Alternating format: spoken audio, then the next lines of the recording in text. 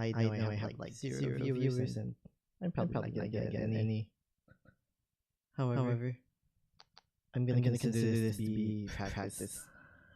I am one semester, and I am now a grad school student and aspiring data scientist, but I'm still also aspiring as an artist.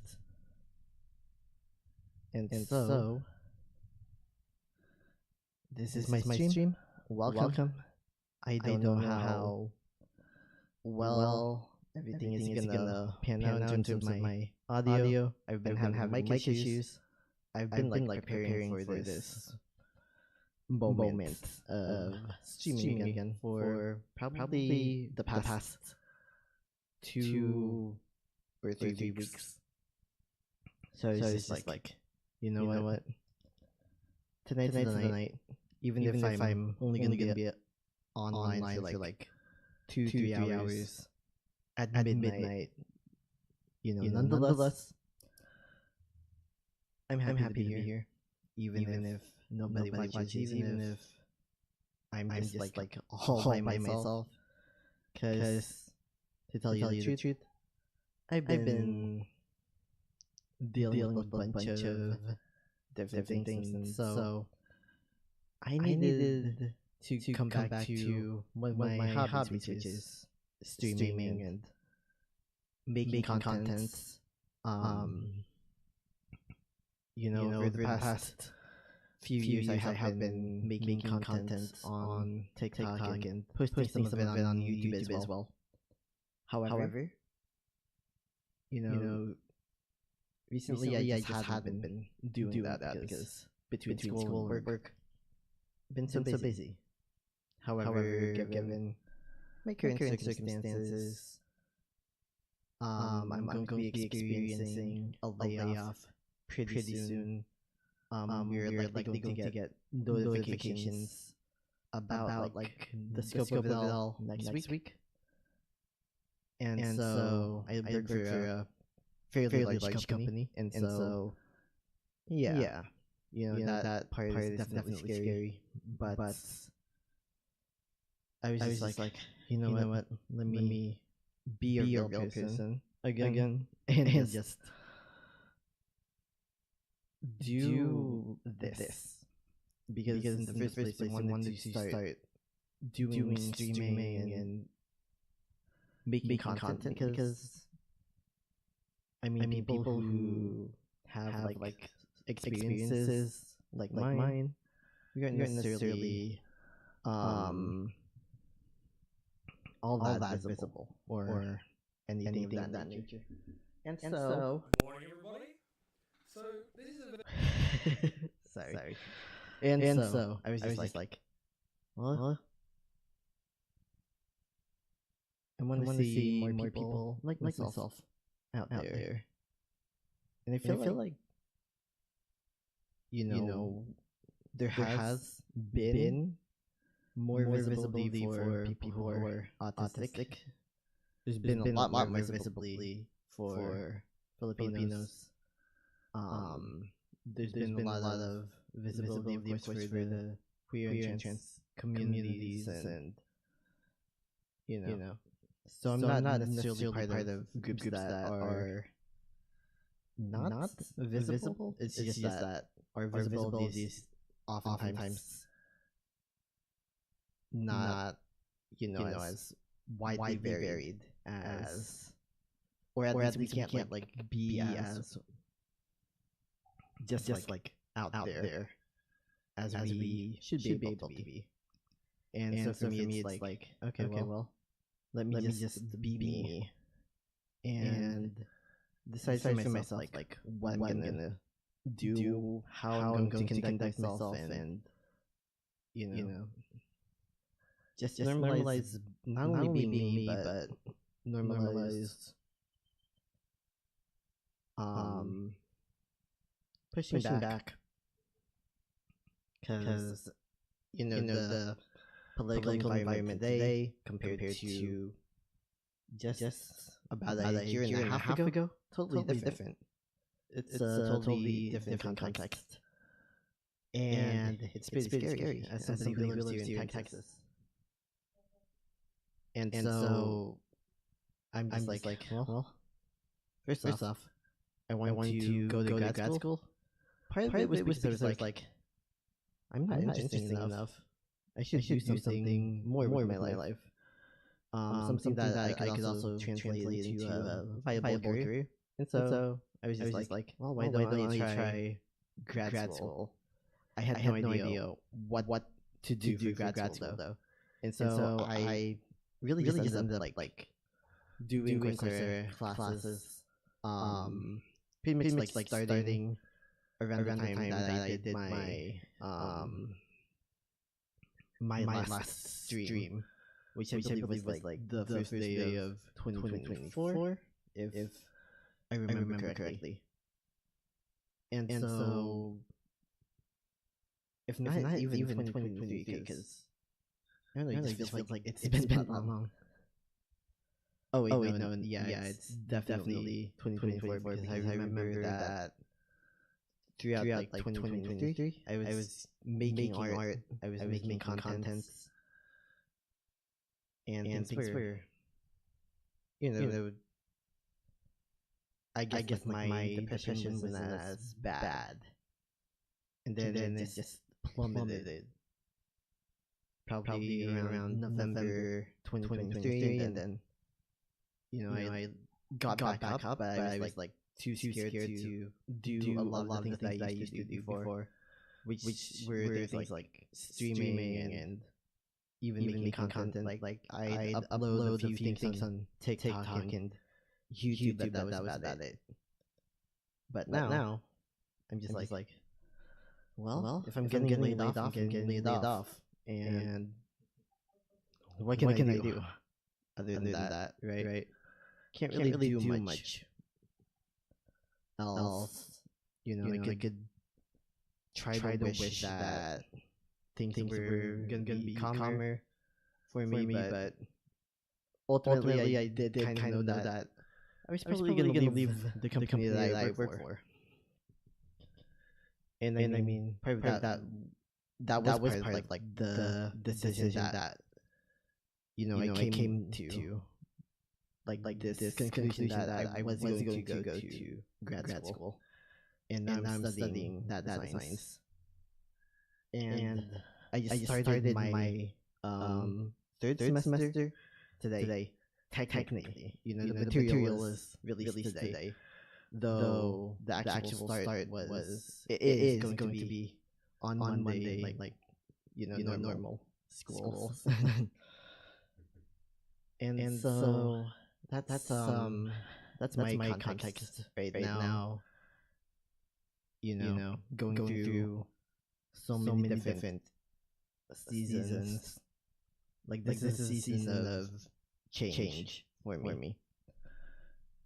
And I did great work over the past 5 years. However, it's just like okay, well, if I'm going to be unemployed, I might as well do something with it. Right.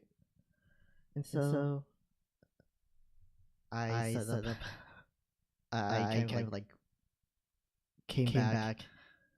First off, I bought like an annual subscription for Streamlabs. I know that like Streamlabs doesn't have the best reputation, but it's like the easiest way for me to get to the point where I can actually start streaming a lot more often. And in doing so, maybe help normalize people like myself. And then secondly, I bought a bunch of like equipment because I'm just like okay, well, between this whole unemployment situation and the fact that tariffs are going to hit hard, I need to get my equipment in check as soon as possible. And so that's what I've been doing. I currently have this setup, which I never had a setup in this room in my house before. Usually my setups have always been like my main setup has always been in my office, but even though I recently got the fuse for my office fixed, I'm still kind of wary of putting too much like electricity usage in that place, in that space. Since that's primarily where I do my work, but at the same time, you know, the magic of being surrounded by my artwork. You know, I am surrounded by works that I created like almost 10 years ago. Like this one actually. Oh, oh gosh. Okay. Face centric. I forgot my scenes that I created. Like yeah, like that one. That one I did that around 9 years ago. It was like right before graduating. Oh wait, no, that was in nine. 8 years ago. Yeah. No, I graduated in 2018. However long that's been, 7 years. Like I'm studying data science, but like basic arithmetic is the bane of my existence. So. And then this one, that one I created that one around around 2023. Yeah, probably towards the beginning. So around 2 years ago. And then I think like oh, let me read this out.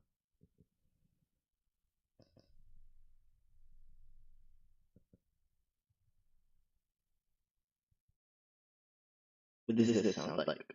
Wow. Okay. Okay, so it was not my mic that was the problem. Well, it's time for me to do my 11 wish.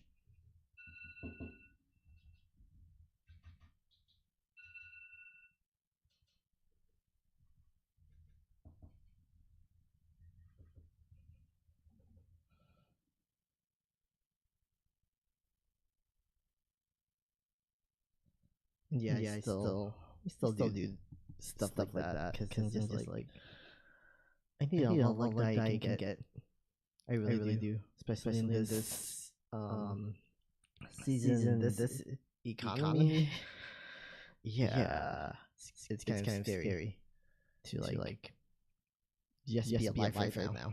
So I'm just like yeah, I need all the help that I can possibly get. I'm going to do my best to give myself like decent vibes or whatever.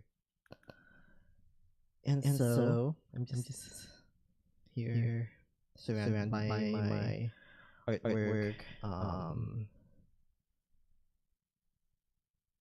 Did I make a view for? Oh yeah, I did. Here. Yeah, here we are. Yeah. Right there. So yep, you can see some of my other artwork. Yeah, it was like late 2023 when I ended up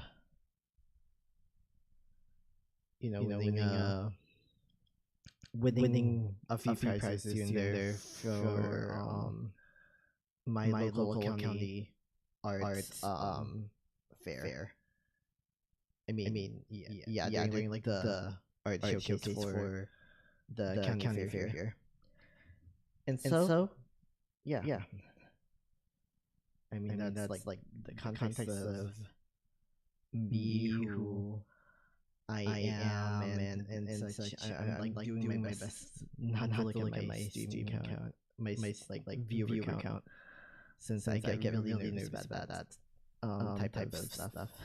And I know that to what do you call it? For me to make this whole streaming thing. Possibly need to focus a lot less on that, and a lot more on So if you and a lot more on like just being myself. So if you see me do this, it means I'm not looking at my view count, but I'm trying to look at how long I've been live. And I plan to be live for about probably 2 hours, maybe 3 hours. This is my first stream in like how many years now? Like well, a year and a half. And so I'm gonna take it easy on myself, not like do an 8 hour stream from the top. So yeah. And if you think my current like if like the amount of like screens that I have on are kind of crazy, I hope it's not. I truly do not know like what my stream looks like right now. I'm hoping that this isn't like overloading the system. I just got like this new PC. It's a mini PC. It's customizable to a degree, but I just like have everything straight from the box. However, I love this thing so far. So I'm wondering what my performance looks like. Oh, well, my streaming quality is pretty good. Oh, I'm only at okay, now 10% of CPU because I opened up a new window. Yeah. So it ranges from around 9 to 10% of CPU, which is good. Considering that when I was using my other setup to stream like a few years ago, well, year and a half ago, it would constantly be at like 16 or 17% of my CPU, and that's because the amount of RAM on that computer was only around like 16 gigabytes, and then for here it's for this one it's 32 gigs, and then at the same time this has a way stronger GPU. It isn't like an NVIDIA GPU, but I am able to add like an external GPU if I wanted to, especially since I'm probably gonna do like machine learning type of assignments at some point. So I wanted to get a system that was gonna enable me to do that type of stuff. I also bought a different mini PC that was in my music studio, but I have it set up to where I could literally be at my regular like desk where I used to do most of my streams. And so yeah, I have that like complex setup over there. I have a sort of complex setup here too, because if you look at like the lower right corner, oh wow. That is not.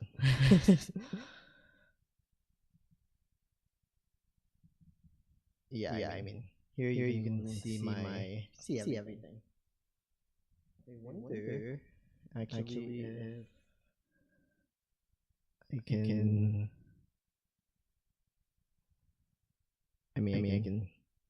I can zoom in on my face. I guess. But yeah, I just have like a custom lens here, so that's why. But yeah, I mean, I have, you know, I, shit. I don't know why I'm doing it like this. Why I'm carrying it like, but whatever. You can see my giant forehead, of course. But you can also see my Chromebook, which is this YouTube screen. That's what provides. It's back there is know I have this is such a mess. But back there is like this like the bunch of wires that you're seeing in the lower right corner. That. And then here is my Mac Mini, and that is this. Or oh, come on. Okay, well, I'm gonna have to log back into my Mac Mini.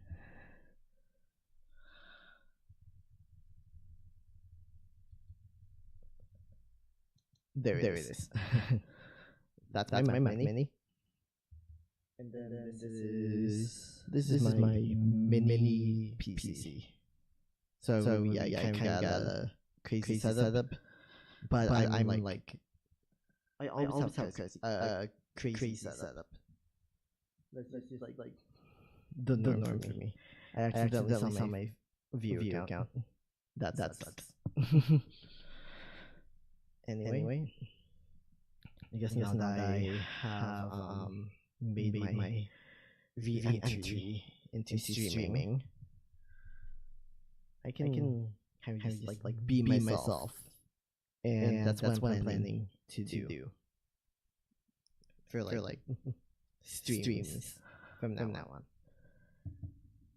So here I wanna watch. Well, this video.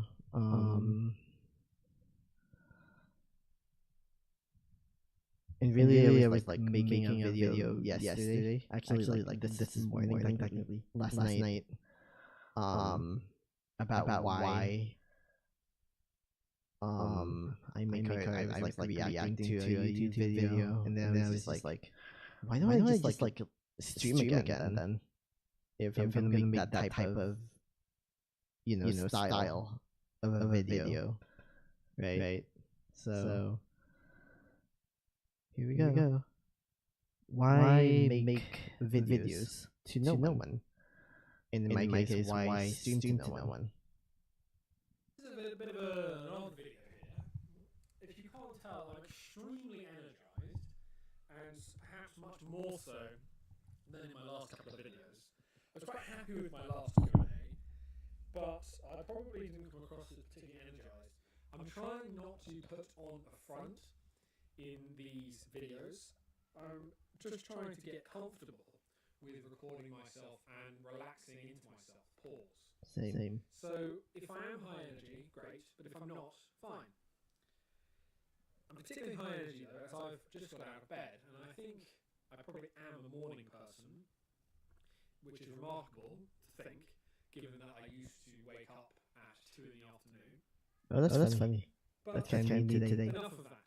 The purpose of this video is to answer the question that, once again, nobody has asked. Why on earth would you upload videos, particularly 28-minute long Q&As? That's a great question. No subscribers. Yeah. Well, I often thought when I saw these YouTubers online who had no real followers and viewers, why did they do it as well? And I finally have an answer, which probably is the case for everyone. So this should be a fairly quick video, but we'll see. But then a more specific reason for me, which is a little bit more interesting. So the generic reason is that making videos is so much fun. I can't believe it. I've fantasized about making videos, making content, turning my various papers and ideas into a video many, many times. In fact, it was really one of my biggest goals in life.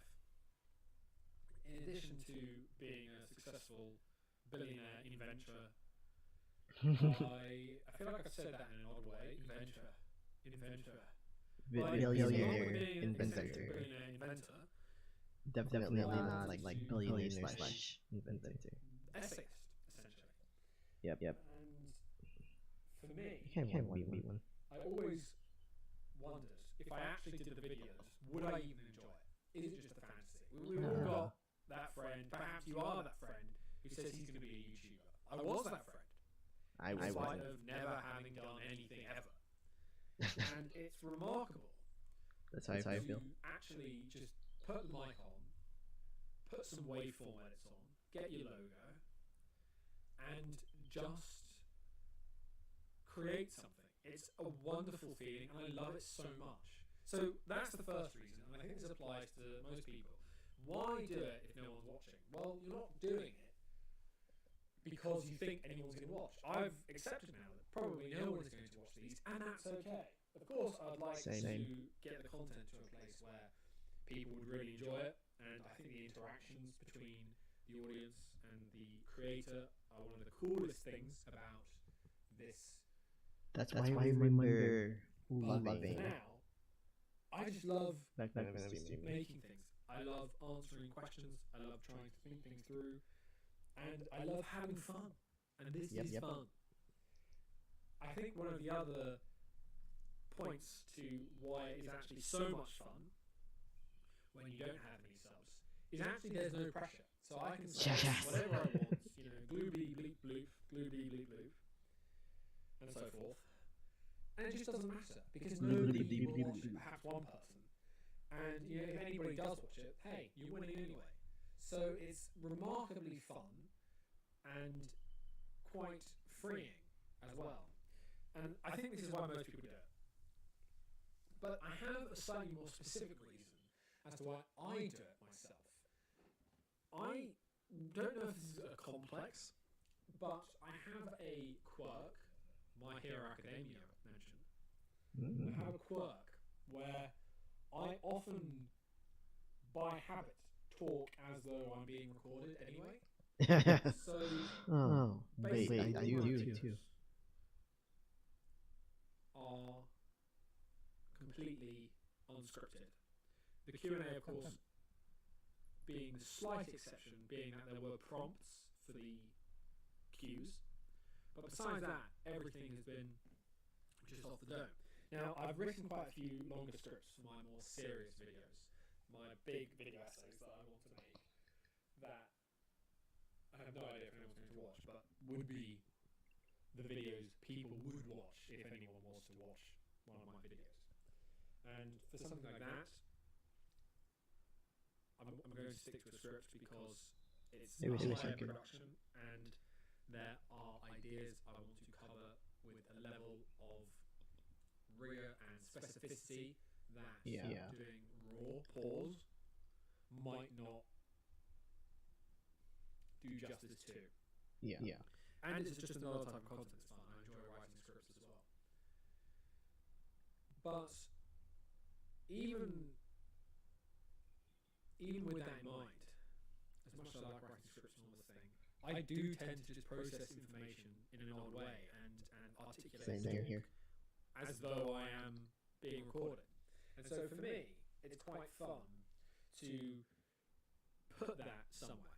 And I don't know why, but I often articulate myself in such a way that once I've articulated this idea, this thought, that it's done, that it's finished. It's like I'm trying to tie a knot at the end of my sentences, at the end of my thoughts and ideas.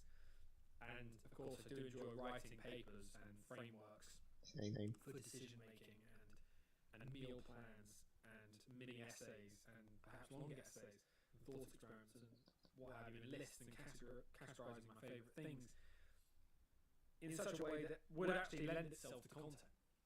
So the reason why I like doing YouTube, even though, of course, nobody's watching, is that, and the whole reason for doing this, is that A, as is the case for most people, I just find it exceptionally entertaining. It is. Really is quite low pressure when no one's watching. And B, Absolutely. for whatever reason, tend to write and talk just in the privacy of my own home, as though I talk to myself all the time. Content, as though I'm creating papers I'd love to put that somewhere and to have True. a clear end, a clear completion. Because my Facebook posts, my Facebook comments. I Gosh. or I write something. There's nowhere for it to go. Here, I feel like it's gone somewhere. And yes, Right. I do use Facebook even though I'm Rambling about why on earth do I do this? I'd be very surprised if anyone. even though I'm like a young millennial. Because social media, all of it is really based off of like those algorithms. They're based off of the ways that you interact with their systems, right? And so what ends up happening is that, of course, if you're watching like a specific type of content, well, that's what you're gonna be fed because that's the content that you actually like interact with. Right.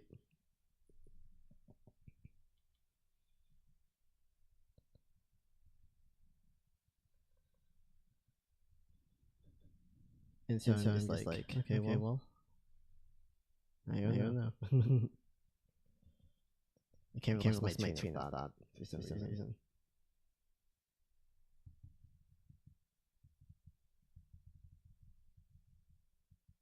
But yeah, I mean, being in a data science program for the past like since August of last year, it basically means that I know at least a few things about how like AI works, how algorithms work. I have some idea. Not all of the ideas because my program is only a master's degree program, but still.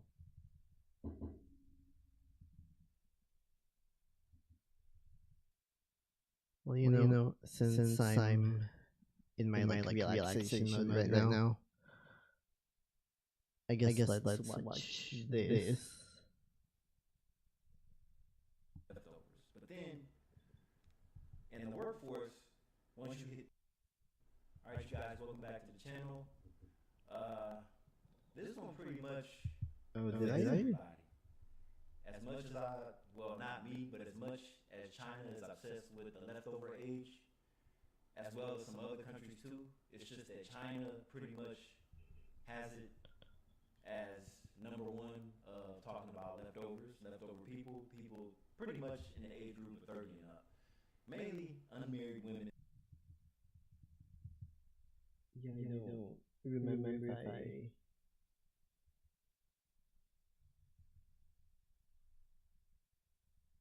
Good morning, everybody. So this is a bit of an old video here. If you can't tell. Oh gosh. I do not want to see myself. What the hell? That's crazy. Women that are close to 30 are considered leftovers.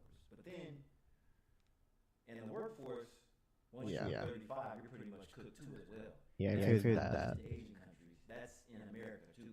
Mm-hmm. Because once you get a certain age, people do not want to hire you, and it's going to be harder for you to get certain jobs. It's true. You're too fat and you're too slow. I'm talking about from the Western standpoint. Exactly. Too slow, too fat, too stupid, or maybe all three. And let's just be real. Like I'm 31, so I'm just like, but let's tune in. Oh wow. I guess I'm not gonna have a career. Whatever. People in tech that are 35 plus. Yeah. That's gonna be me one day. That's brought up. In most job interviews, they're not gonna ask you if you're married or if you have children. But one time I was on an interview to be a pharmacy clerk in a hospital, and the manager was asking me about my family obligations. I'm like, this is kind of weird. This feels more like an interrogation more than a job. Bro, that is and it's easy for a job interview illegal, actually. What kind of questions to ask you?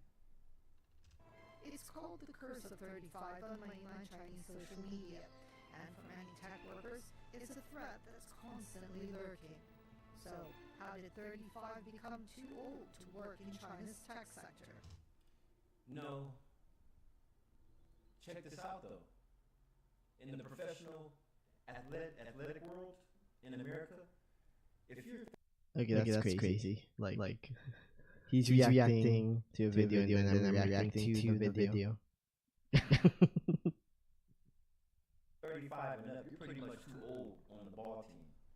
Because you have to remember, every year there's 18 and 19-year-old guys getting drafted. True. Play pro ball, basketball, football, and baseball. Those are the most paid attention to sports in America, right? We're not going to get into soccer. We're going to talk about the NFL, of course. NBA, and Major League Baseball. There's a lot of youngsters on there, and if you're 35, there's going to be a lot of guys. A lot of your teammates on the ball club are going to be way younger than you. Yeah. 35 and up.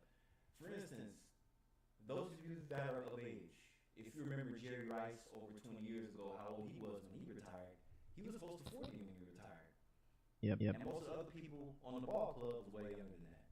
But let's keep going. Yeah. Some serial This this has happened. countless help-wanted ads and job descriptions. Even the Chinese government's own civil service examination in many provinces explicitly says citizens older than age 35 need not apply. Earlier this year, a job opening for street cleaners sparked outrage online after it set a strict age limit of 35 for applicants. I knew I watched that video before. Yeah, I did watch that video. It's my watch history, probably like from a few nights ago. But yeah, let's keep going. Stephen Xu has felt the effects of the curse firsthand. Xu was laid off twice in just 3 years after turning 35. He worked as a recruiter for a decade in several big tech companies, but after helping build dream careers for others, he's facing a nightmare finding a job for himself. And see, that's the problem with working for these major corporations, especially if you're a tech bro like this guy. More than likely, you're building somebody else's dream until they let you go the next morning in a Zoom call. Exactly. And management is laughing about it. Oh, thank you, Jason. Wang Li, we no longer need you. All right. Thank you for all your time and your help. Why does that happen?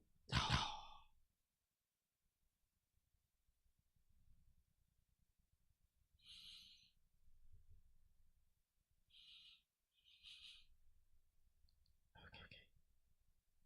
Is it working again? While they sit on top of the world, I gotta figure that out. Because they pretty much laid you off in a Zoom call. Mm-hmm. So that's why a lot of people, they're really buddy together in these tech jobs. Yeah. That's why you see a lot of videos surfacing on social media that tell you to just take your ass home after the end of the shift. These people are not your friends. Leave them alone. Just worry about your actual bloodline, family. Yeah. Among 18 leading Chinese tech companies, none had a median age older than 34 years, according to Chinese workplace data provider MyMy. Many Chinese internet firms are known for embracing a sweatshop-like work culture known as 996, or being on the clock from 9 a.m. to 9 p.m. 6 days a week. Now check this out. That's crazy. So that defeats the purpose of avoiding manual work. Because see, have you noticed this? In this generation, Gen Z and millennials, they're shifting away from blue-collar work. They don't want electricians, pipe fitters, and all that. Exactly. They want tech jobs. They want to sit in front of a computer sipping a $10 latte in a cafe. But a lot of these tech jobs, they provide their own toiletries and everything for their employees. They get the lattes, they get free lunch and gym and everything. Some of the companies even do their own laundry. They got a laundry service. It's crazy. I'm talking about in the Western world. I don't know about back in China, but I'm sure they have that over there too. But just understand, outside of China and Japan, there's a large tech sector right here where I'm at in the Bay Area. Yeah. So I see these tech bros all the time. Like if I meet new friends, more than likely they're going to be in the tech sector. Of course. And I feel a certain type of way because I'm in healthcare. But there's times I have to be on the computer too, but not doing customer service shit or tenders and all that. But let's see. experts say those over age 35 are seen as unable to cope with that kind of workload. And employers prefer the younger force to the middle-aged cohorts because Yeah. the younger force is seen as human resources, whereas the latter is seen as human cost. So to employers, people aged below 35 have high energy, they do not have or have less family commitment. So Okay, that is kind of correct in a way. I mean, me, I have ADHD, so I am very high energy. Unfortunately, like I get burned out like everyone else, but my recovery time is like so much less than probably a lot of other people. Which is weird because I'm immunocompromised and I'm chronically ill. It's like I can go for days. There's a reason why I'm able to work full time and study.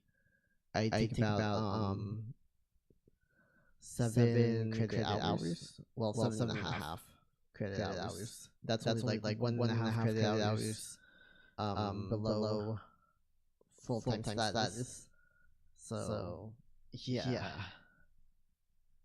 I am capable of doing quite a lot. And I guess maybe in like this type of job market, that my ability to learn pretty quickly, those might be the things that could save my career, or it could make my career. But that's why I'm just like, okay, well, let me start streaming again. Let's see what happens with this. Anyway. My boy over there smoking a cigarette by the bathroom. And see, the reason people smoke is to relieve stress. Well, it's supposed to be a stress reliever, but there's other ways to relieve stress without killing your lungs, right? I mean, Yeah. For some people, it's drinking nobody alcohol. talks about how stressful these jobs are. I mean, I'm pretty sure when you're higher up, people are on your ass, people are watching you. It's a lot of micromanagement Yep. in these companies. People Hell feel yeah. fired. There's no labor unions because they're not doing labor work. Exactly. They're sitting in front of a damn screen. Yeah. Which means a lot of these jobs are not long term. So at the True. same time, a lot of these guys are starting their own things. They're I'm trying to do something too. outside their tech job, or they have sponsors for being car guys. I don't know. But like I said, Oh yeah, and just a reminder, I work in a tech IT business unit, and so no, I'm not in the tech sector. I'm in the energy industry actually, but between that and just like the environmental impacts and just like the stress of being in an IT space when it comes to my career, like yeah, that's exactly why I'm not exactly in the space where I'm looking to like get another gig anytime soon. I'm really bad at this whole reacting to YouTube videos because like I tend to talk a lot and want to like give commentary while watching. This is quite literally how it's like at night. Either that or I'm like because I end up falling asleep. Anyway. like I said, I know a lot of these tech bros, and they don't stay long in these jobs. No, they They don't. could lose their jobs at any moment. It's crazy. Yep. And at that, they want you to be under 35. The goal is to hire Yeah. people in groups of 20s. They want people as young as possible that don't have any responsibilities like children, I don't. stuff like that. They want you to be completely free, so then You can can get work to their more. workplace Yep. and They work want to for exploit you. long hours.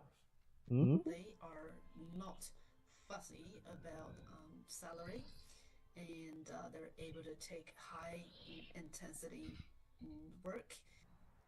China's economic downturn has prompted companies to shrink their workforce. According to MyMy, from January to October 2024, 61% of employees responding to a survey reported that their employee numbers decreased. In many instances, relatively expensive middle-aged employees were the first to face the chopping block. That's messed up. 企业现在会选择一种精打细算的方式来运作，而不会继续选择之前砸钱式的扩张。而一部分 Yeah, like being 38, what the 年龄 hell? 较大，工资水平较高，身体机能呢也随着年龄的增长而下降。And it's like that with pretty much in any job sector. Yeah, Outside it of the is. tech world, the goal is to get rid of the long-term employees that've been there 20, 30 years, so then they can get these True. new faces in there and pay them less money. That's what Yep. they're trying to do. That's every company's goal. Every. They're always looking for ways to cut back and save money. Even if somebody's retiring, most likely they're not going to fill the position. They'll merge the position or add those extra job duties onto the current staff, which It is true. It is true. Yeah, because even at the company that I work for, that's apparently been the case. Like, literally in like the random Q&As that they've been doing recently, they're just like some of the feedback has been like, okay, well, we know clearly that you guys are trying to what do you call it, lay off people who have like all that experience. And then like they ask whatever question afterwards. Oh, cool. which is Gosh. bullshit. 而出于管理的便利程度以及成本的考虑，这些企业可能会考虑掉去优化这些年龄较长的老员工，而且选用年轻、便宜而且更易于管理的新人来替代他们的岗位。People age 35 and above Yep. need to learn new skills and That's what they tell us. less And years it's like, of contribution to the workplace, and they have smaller potential for development. So newly emerged sectors like the internet and digital tech companies, they See, this was pretty much replacing It is the kinda paperwork. crazy. How many robots can you put out there in the field to pick grapes and everything? exactly. prefer quick learners, hard workers, and creativity. So experience is less important comparatively. Article 26 of China's Employment Promotion Law says employers are not allowed to engage in employment discrimination. And Yeah, yeah, they they say that, but they're going to do it anyway, though. I mean, that's the same here in the How US. can you pick up on somebody discriminating against potential candidates to hire? I mean, there's nothing you can do about it. Like the burden of proof is quite literally on the employee in like any of these contexts where hey, the law is supposed to protect you, but it doesn't actually protect you because it puts the burden of proof on you. And so long as that's the case, the employer can basically do whatever they want. They can circumvent the law. They can do whatever it is that they want. About it because you're not required to hire whoever you employ. Yeah. Article 3 of the labor law guarantees workers the right to be employed equally and choose jobs. But employers often find other, more subtle ways to make it harder for middle-aged workers. 我做中国律师做了差不多5年的时间，截止到现在还尚没有一例，就是劳动者因为仅因为年 Because they can't do that. Of course, you're not going to see it. Yeah. It's true. I mean, unless you suspect it. But more than likely, somebody's not going to go to a lawyer because they feel they were let go because of their age. Come on now. We can't First fight of that. all, I work in healthcare, which means I work directly with the nurses and doctors. And there's nurses that are almost 70 working double shifts. Yep. And management is not trying to let them go because of their age. Yeah. But then again, we're all union, so it'll be harder to do that anyway. Yeah. 病问题被用人单位辞退，我觉得可以把它归结于一个 Wish there was like 歧 a 视，但 tech 是这 hunter, 个 I 因 mean, 素呢，正是由于它 tech hunter 被叠加 sector 它合法化 union. 要素的外衣，所以很难被察觉。年龄歧视呢，可能被转化为其他批。 That's what I was saying. They could disguise the discrimination in other ways, but then Absolutely. Most jobs are not going to hire people that have mental issues or Down syndrome. Yeah. You don't see a lot of those people You working don't. like, let's say, the DMV, federal jobs. Exactly. I don't see any tech workers with Down syndrome or anything, which I'm pretty sure they do have a sector for them to work in, but they're not supposed to discriminate. They're not. Where are they all at? But they do. Too fat, too slow, too stupid. Mm-hmm. Mental issues, depression. I don't know. They find a way. 的要素，比如说工作效率、工作能力、 Don't trust these companies. 能否适应更高的工作强度。 Build your own and make sure it's ethical. This is the biggest waste of time ever. Most of these people won't get any callbacks if they're not hired on the spot. If you're Exactly. not hired a job on the spot, more than likely you're not going to get calls from none of these people. Oh yeah. Every job fair I went to, I never got any calls back. Well, okay, fine. I guess I could preface it because that technically happened to me. Like, I went through 2 phone interviews and then one in-person interview with 3 different people. It wasn't like, yeah, because I got hired on a neurodiversity initiative. They made sure that they didn't have like a panel interview or anything like that. Though, of course, to be fair, they don't really have panel interviews in the tech sector anyhow. I guess let's continue. The only ones you were guaranteed a job for is if you highway patrol or some kind of police officer or military. They usually go to these job fairs too. That's the only thing you're gonna get is if you enlist in some kind of military branch. Other than that, it's a waste of time. These jobs aren't even really hiring. I've been to all these job fairs in the early thousands. Bullshit. So now they're gonna have everybody scared of the word 35. 35 is a good age. It is. It is. If you're not overweight, your skin's glowing, you're exercising, you're doing the right thing. Maybe You have a me good and job, like your credit's good, you drive a nice car. Wu Kai Wei was fired one. maybe I could be me in 35 in like 4 years. That's it. I'm gonna be in school at that point. I'm still gonna be in school because I signed up for a master's in IT because it was just like I need to skill the hell up because I am still autistic. I'm still chronically ill. You know, like these people will find a way to discriminate against me. And so, you know, if I can't find a job because of that, you know, I can at least make myself be as unfireable as possible, or as like skilled as possible, right? Because I remember literally going to school as a student. I was like I would be on campus as like a meter student for like 9-10 hours. So I know that I can handle the academic environment and just thrive in that field. And that's part why I'm doing a second master's degree program in January. And you know, part of that, a small part of that, but kind of significant, is also the fact that I wanted to like light a fire up my ass, to be honest.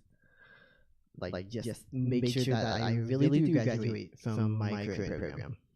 Anyway, Once she turned 35, Shit. she soon found nothing but closed doors as she searched for a new job.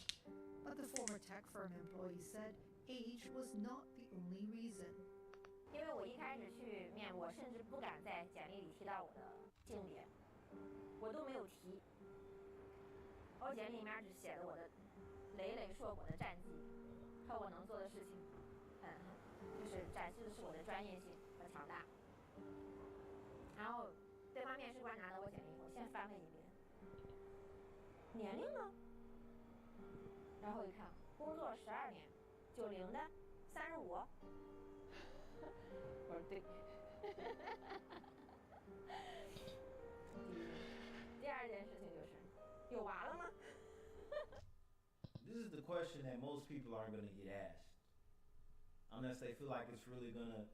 Matter of fact, let me say this: certain jobs, if you're not married and don't have any kids, they're not going to give you the job because they figure you're a grasshopper. You're going to. These managers are tired of hiring people that are only going to be there for a short term of time. Yeah. Because they even ask you now, how long do you see yourself being here? They don't want to hire somebody that's only going to be there for 7 I'm gonna say a million years until I figure if you're married or until the day I die. more settled, and you won't be much of a grasshopper, just jumping all over the place from one job or another. Even if it's within the same company, people are just jumping That's into crazy. random roles whenever. And that's the current. I've been in my current role for 5 years. People not staying in one job. You're just bouncing around from one job. And to be completely honest, they and that's why a lot of you guys did not get the money saved up because you move around too much. 第二句，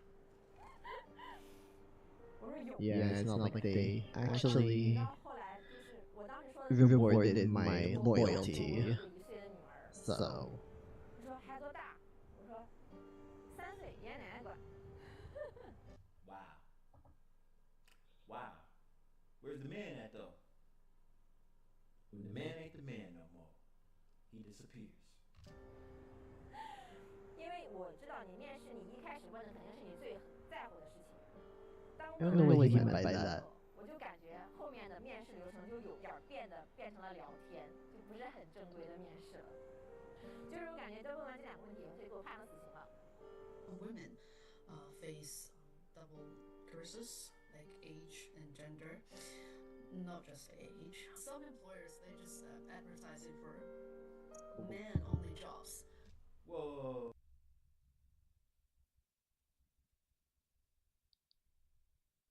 One second, please.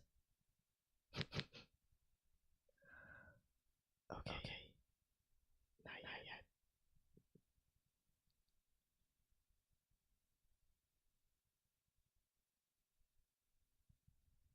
All right. Okay, now it works again. Oh. But see, most organizations, they try to balance out the male and female factor ratio. They're supposed to balance it out. Supposed So to. how is it only going to be a man-only job, especially if it's not manual labor work? If it's in an air-conditioned office building, it should be divided equally, or at least we think it should. Whether in hidden ways or just in their advertisement, and some employers think it incurs extra cost to hire women. And during the interview stage, women tend to receive questions about their marriage plans. Whoa! They're not supposed to ask about marriage plans. They usually ask if you married on. I mean, let's contextualize this. It is still China. They may not have that the same laws there. Though I think they do. And in which case, obviously it's gonna be a similar context to the West, where there's still a lot of gender inequity, a lack of gender parity when it comes to wages and whatnot. On the spot and then go from there. You're not supposed to worry about it later. What kind of shit? And at workplace, women, they're prone to sexual harassment. Yep. Get on that desk. I'll give you a promotion next week if Mhm. you Nasty. you know, just a quickie under the desk, no big deal. Unequal pay, I didn't expect stealing, you etc. to have that word say the In name to addition me. to that, there are structural inequalities in the labor market. Who says she was once highly sought after talent in the tech industry? Today, she relies on unemployment subsidies. Yeah, that is so sad. 我就感觉真 That 的 was so sad when 不是 I 新鲜 heard 的 that 抹布， part. 就是一个年轻人，是一个崭新的抹布，公司拿来用，使劲儿用，把你的精力、耐力全部都磨掉、打光，让你再对工作提不起来兴趣，再也没有思维枯竭，让你对工作变成一个工作机器，然后用废了，提不起来。You know, it's similar to Japanese culture. Yeah. Because a lot of people are ignorant because they'll say Chinese and Japanese is the same thing. No, Yes. it's not. It's not. The language ain't even the same. It's not. The work culture is toxic in both countries. Yes. These are both two first world countries, but there is poverty in each one. Yep. Korea too. But Yeah. people are working so much. They're overworked, they're stressed out, they're depressed, they're drunk. A lot of these people go to happy hour with their bosses. That's part of their culture. In the Western world, we're not required to do that, but we do it anyway for social norm. So, Like something is just the you guys norm. that are It really traveling is. abroad and you get a job in these countries, you're expected to participate in that. And social media is telling you not to deal with these people outside the workplace. In the West, you have a choice. Over there, it's different. They'll probably fire you if you don't engage in that. Oh yeah. So, what I'm saying is you have less time to focus on starting a family on your own because you're trying to survive the work world. 80% of your life is dedicated to whatever job you're doing. So you have very little time for yourself. So you're pretty much living to work and not working to live. 起来工作的劲儿了， Yep. 会被裁掉扔掉，就是抹布弄脏了一扔，一次性抹布。就我在家带娃，我不安心，然后我出去找工作我找不到，现在就是被夹在这个夹缝里生存，就是不能叫生存了，就很痛苦。 So, what's left for those who've already turned 35? With families to support and expenses like mortgages. Yeah, that's the many crazy turn to part. China's Like y'all business just gig economy. I'm like this. having people If you have to hanging rely out like that. on gigs to survive and you don't have a mortgage yet, don't get a mortgage. Because you can't really rely on gigs to pay a mortgage. Some people do. Some people have multiple things going on. That's like such great advice because I wish I had gotten this mortgage. Okay. I really do wish. Or if I did get it, that I had gotten a townhome instead of this. Like don't get me wrong, I got memories in this house that I made in the past like 5 years, but man, it's rough. It's rough. Like having to be tied down with the mortgage and all of that. Like one of my backup plans right now is literally, if I don't end up getting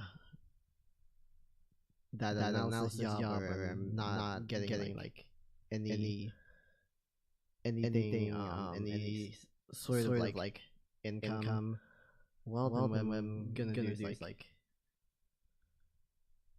sell the house and my parents and I will live in the Philippines with our dog. But other than that, there's not really too many more advantages for having a mortgage, getting a house, etc. It tends to be the pinnacle of the American dream, but the truth of the matter is that man, this American dream can turn into a nightmare. So often. It is way more common for this American dream to be a nightmare. To be completely honest.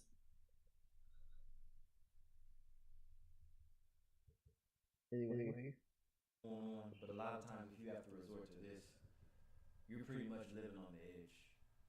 Yep. But somebody has to do it. Somebody has to work at Wingstop, McDonald's, da da da. You get it. That's why we need to have more unions. It offers little job security. That's because gig work was never supposed to be a real job, but just like Uber and Lyft, they're trying to go unionized. So I'm like, huh? It was supposed to be just side income, work whenever you want to, but not turn into an actual full-time job, which what some people are doing. You have lawyers doing this. And that's the reality of the job market. Technically fast food is not supposed to be a quote real job for adults. It's supposed to be, like a summer job that teenagers could do, or that like college students could do. While they're still in school, but now it's like people don't have the options, right? Like there are people literally heading straight to McDonald's, a fast food chain, to get a job to work.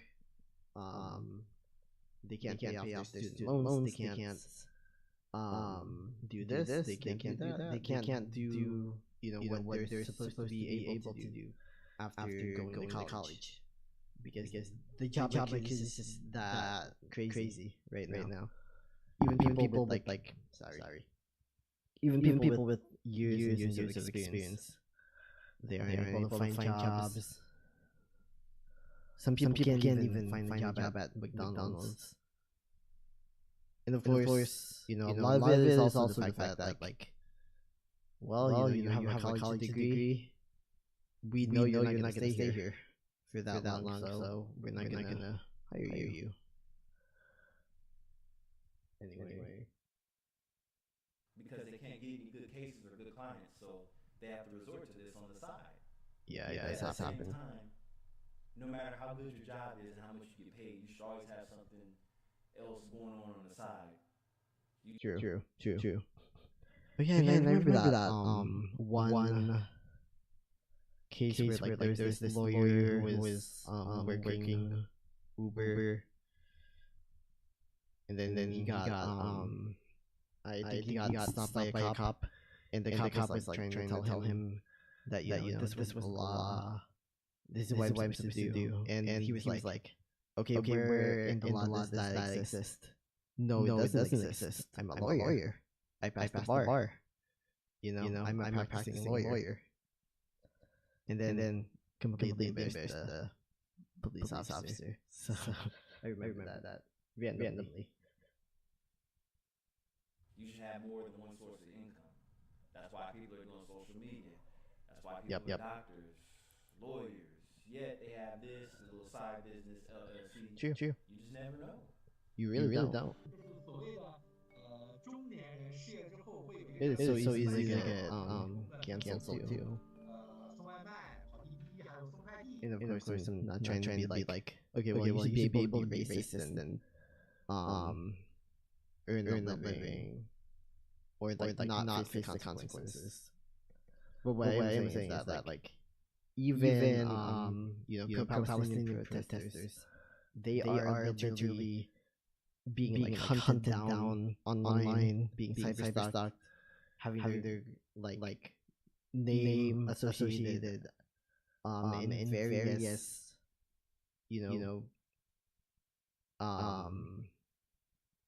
websites meant to hunt them down and meant to publicly shame them, kind of like form a blacklist against them, which is completely nuts. But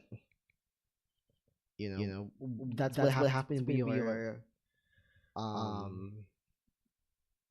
in like the middle of late stage capitalism, and at the same time a burgeoning police state. I mean, we really are in it already. It's just that they don't have too much experience in it yet, and so they're like practicing, right? On smaller scales until they can get it, bigger. I keep hitting that mic. Sorry. 就是中年男人失业之后可以做的这个兼职叫铁人三项。最开始的时候就是去送外卖，正好那会儿的时候，7、8月份的时候夏天嘛，就去送外卖。送外卖的话呢，送了几个月时间，后来呢，慢慢的天冷了，天冷之后，因为骑电动车其实会很冷，然后因为正好家里有辆车嘛，那个时候要不然再去跑运试试，所以后来到了去年应该是9月份的时候吧，就开始外卖就先不送，开始去跑滴滴了。The Chinese government is taking steps to end the curse of 35. In 2019, Beijing issued regulations to The Chinese government is taking steps to end the curse of 35. In 2019, Beijing issued regulations to end sexism in the workplace. Right, seriously. Shit, we can't do that in the West. We can't. Bullshit. And see, It's happening again. Sorry.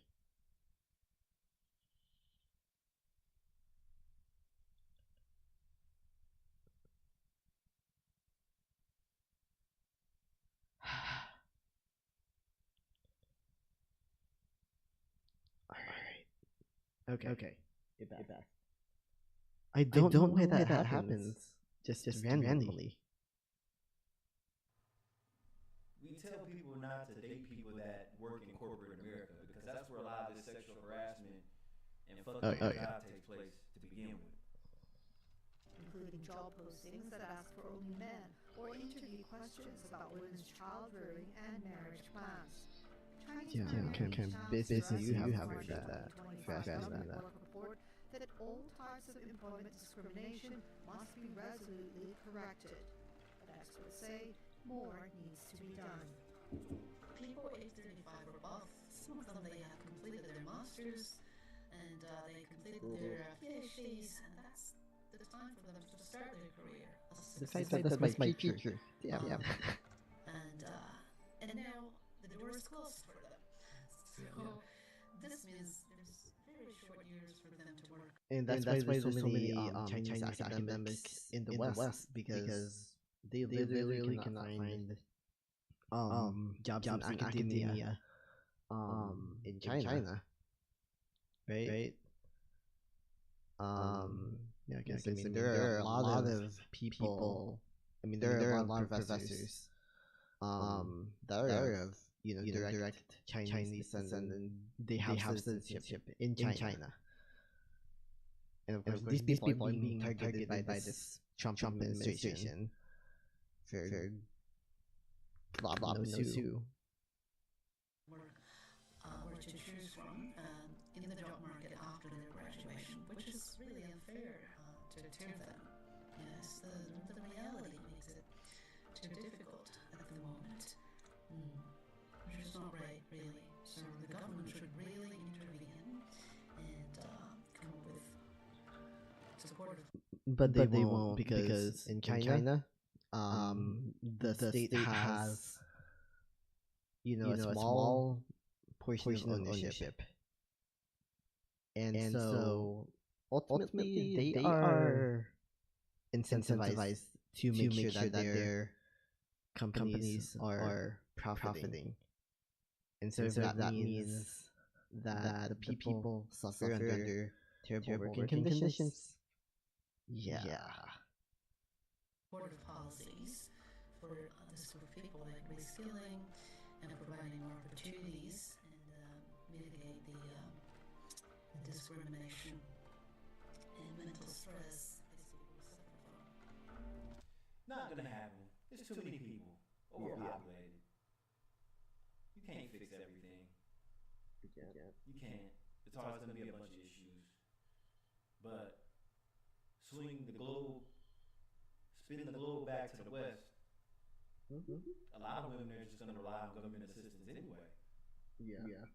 They'll work low-paying jobs just to keep the government assistance rolling in. They're gonna keep having. Oh gosh.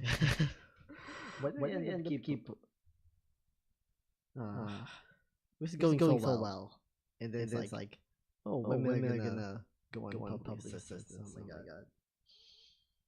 I guess you're such a headache. You see how big my forehead is. Like I can't afford headaches. Anyway, I mean, I guess the video is good for the most part, but I am gonna not give a like because I'm not in support of. Why do you have to add that at the end, the very end, the very tail end of the video?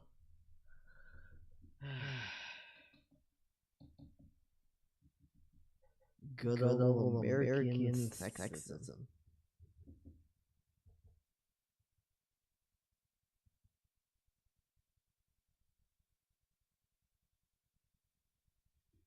Oh yeah, I was watching this video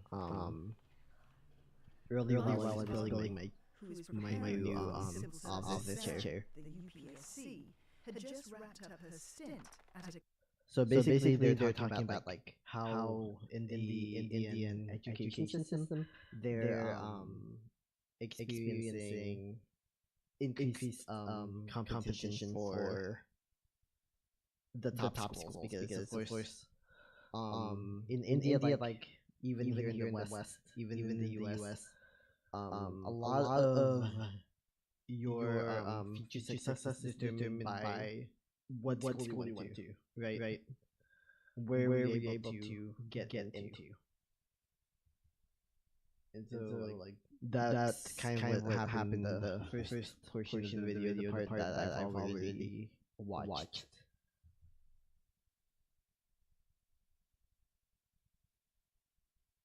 at a coaching center.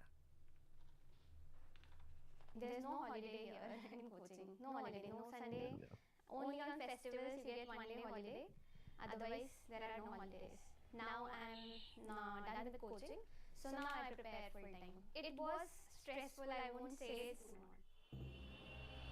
Coaching centers have become so popular that the parents are pulling their kids. Oh yeah.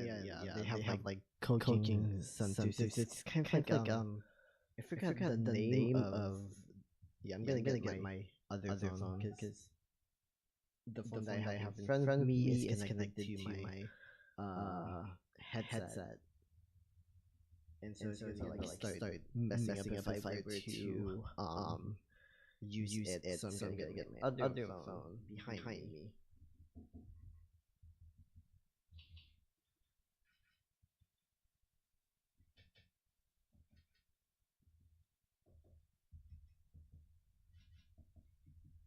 Yeah, and plus I need to stand up anyway. But yeah, what is that called? I miss my I miss my data camp. I miss my data camp. That sucks. I never miss data camp.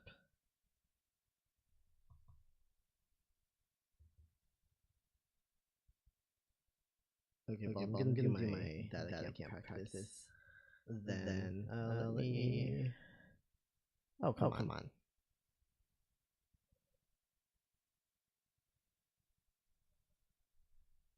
Let me like go back to my screen on my monitor. So I can show.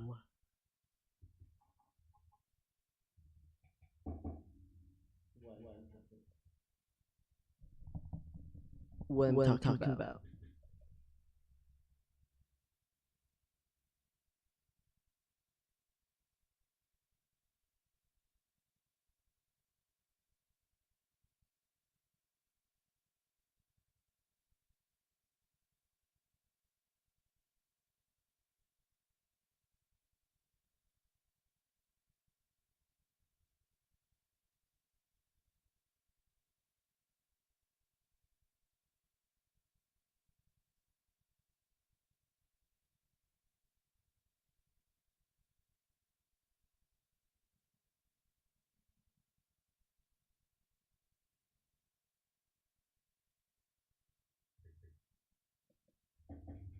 All right.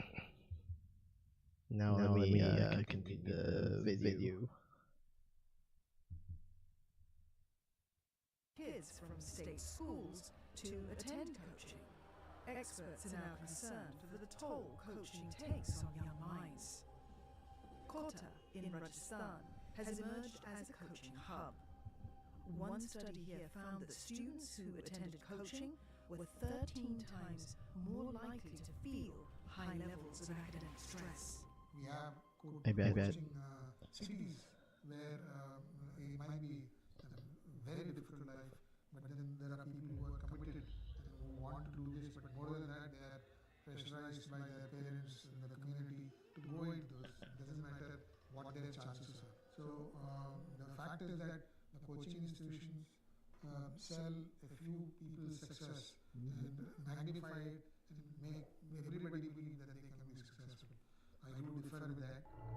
The illusion of meritocracy. Don't sit in classrooms.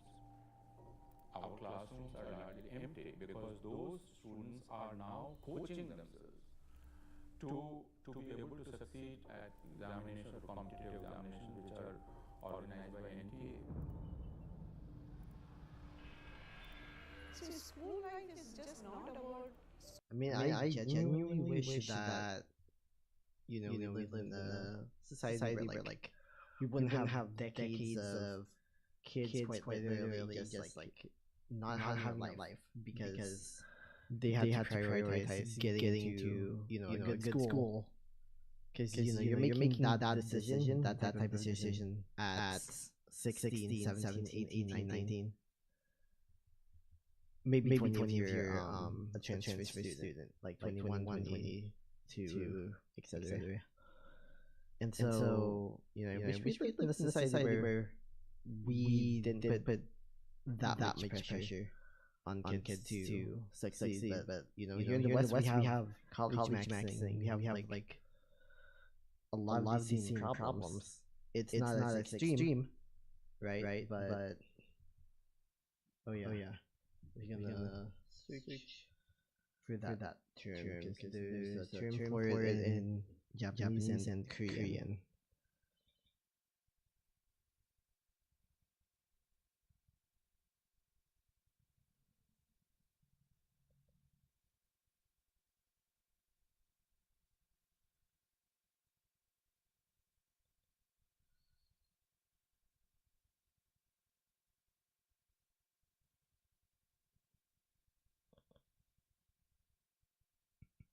Okay.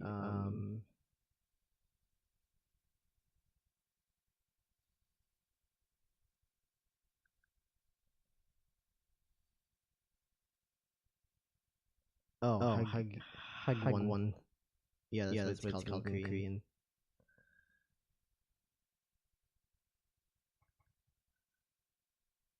And then what's the equivalent in Japan?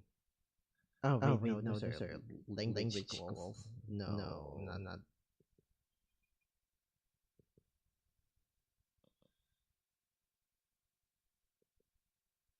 Yeah. Oh wait, no. They are called hug ones, I think.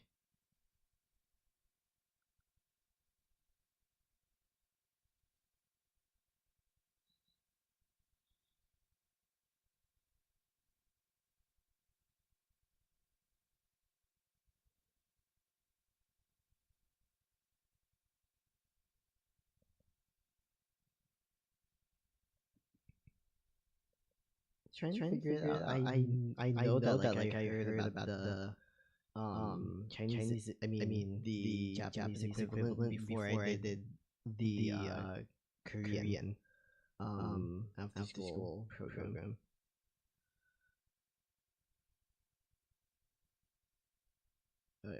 Wow, I cannot spell right now. What's the average?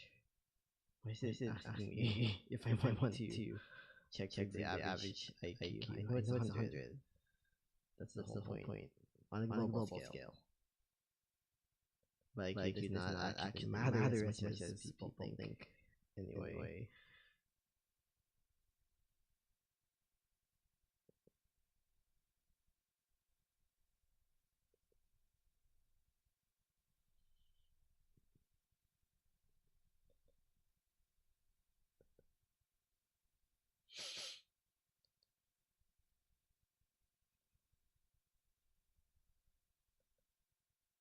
I don't know, maybe I hallucinated. That happens sometimes.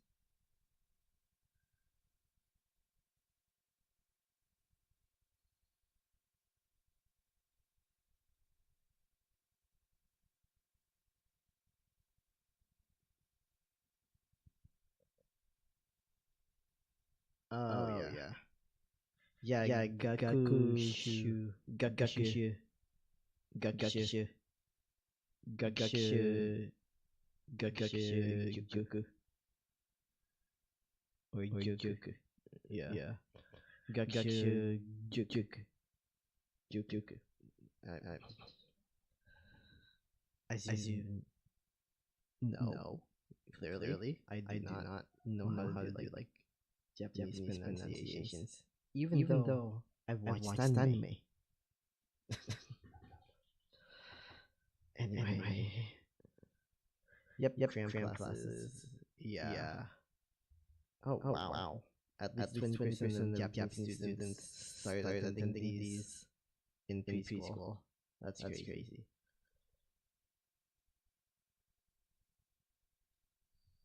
Percentage of Japanese students who attend Gakushu Juku. Whatever. Oh wow. So it's around back in 2016 it was around 35% of students go to public schools in Japan, and 44% of those who go to private schools in Japan at the high school level. Interesting.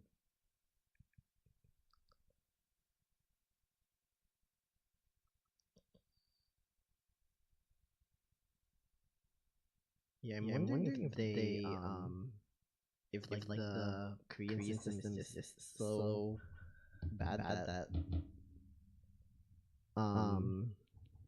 you know the Yugus stop being like mentioned in the media, because I remember like mid 2010s at least they were like a lot of the talk. Like people would point out how difficult it was to be a Japanese student. And now it's how difficult is it to be an Indian student or a Korean student. People barely talk about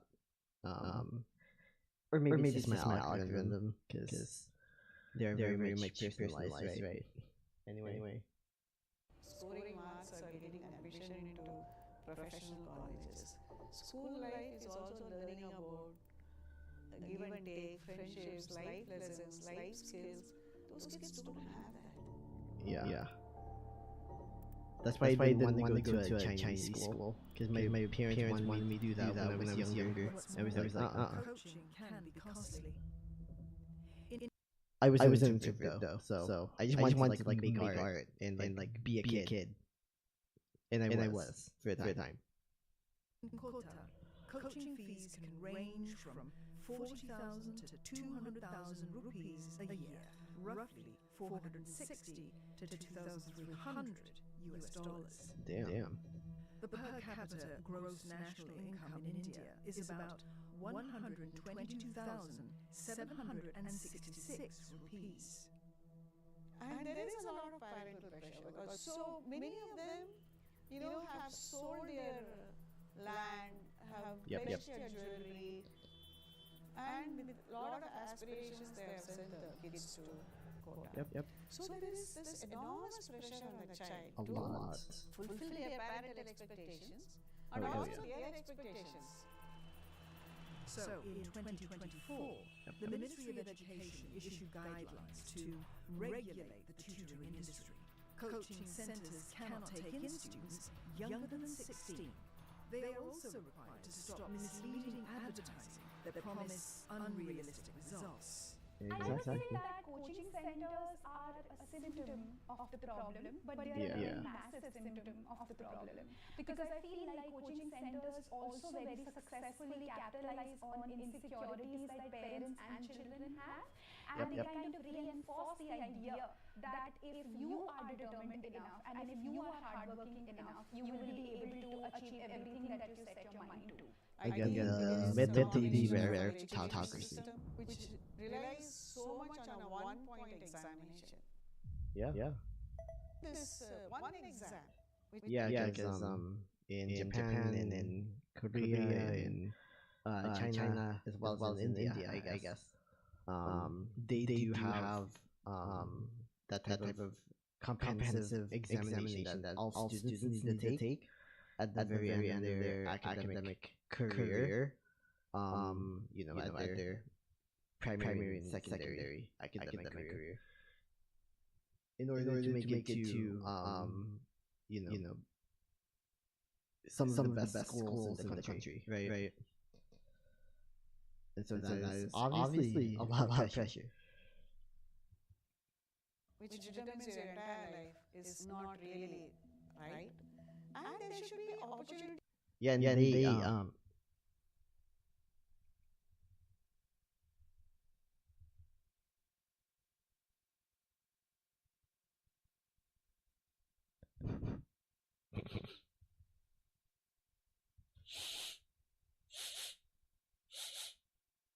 Okay.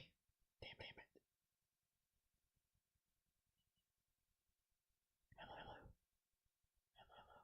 Hello. Is it working again? Oh god. Opportunities for the youngsters to pursue what they want to do according to their capacities. But even if students ace their exams, getting into an elite university could come with a whole other set of pressures.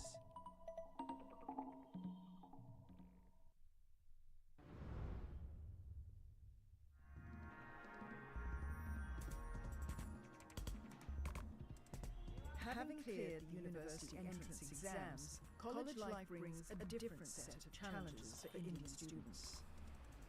The higher education area is comparatively tougher than other countries. The life of a student doing an undergrad program is difficult. Well, like if I had to put it in a metaphor, I would say school felt like a fish tank, whereas college felt like an aquarium. It's a scary world, and you realize that you need to be resilient to survive in this world. Yeah. Apart from having 7 to 8 hours of classes each day, for many, this is their first time out. That's how they recognize that.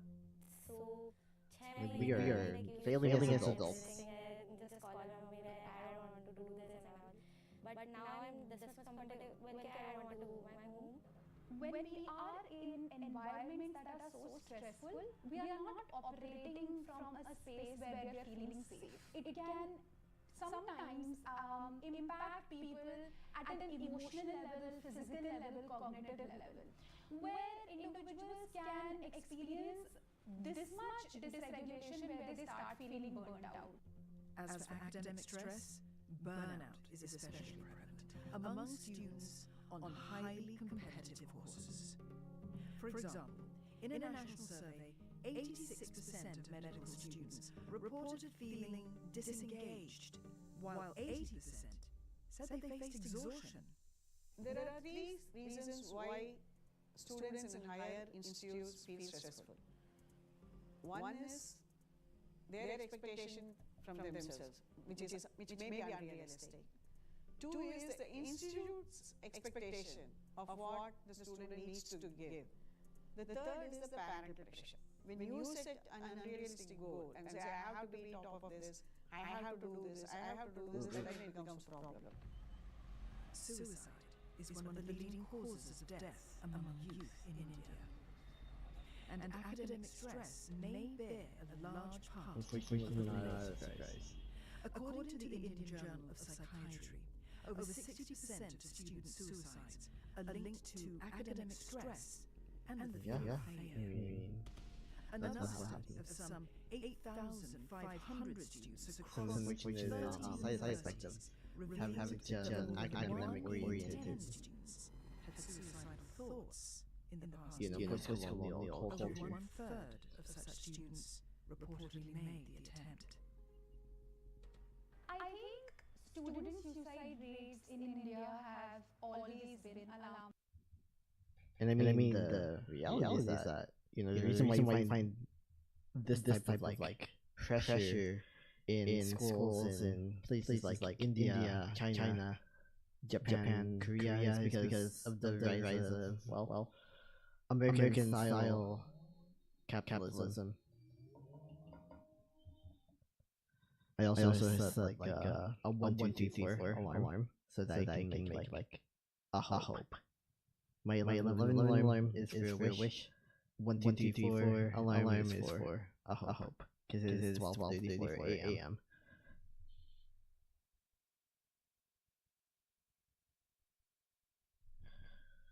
Okay. But yeah, I mean, that's kind of the reality. I mean, when we have Western style capitalism dictating what Japanese companies do, what Korean companies do, what Chinese companies do, and in the case of China, to compete against the West. Yeah, we have cultures of so much academic pressure, where it's just very much normalized. And I mean, these are countries with relatively high, self-deletion rates because of like these societal pressures that are forced upon them by countries like the US and other Western nations that simply use the labor in places like India, the Philippines, etc. For their gain, so that they can have lower paid workers, and they can be exploited. Alarming, and I feel like it's only now that people are starting to talk a little bit about it. I think that a student, specifically when they are going in these so-called competitive fields, be it medicine, be it engineering, be it MBAs from the biggest business schools in the country.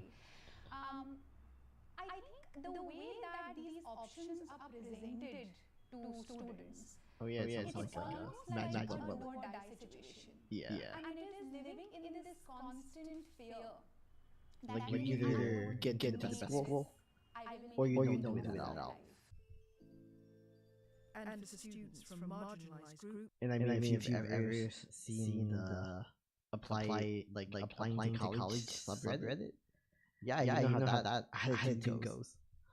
Like people literally will write like essays about how they are like the perfect student. They are so much better than everybody else, and they complain that they didn't get into the right or proper college, and they only got into their safety school, which is a top 50 state school. And so like this expectations, like there are people here in the West as well who think exactly like that. Do or die, right? groups, the pressure could be greater.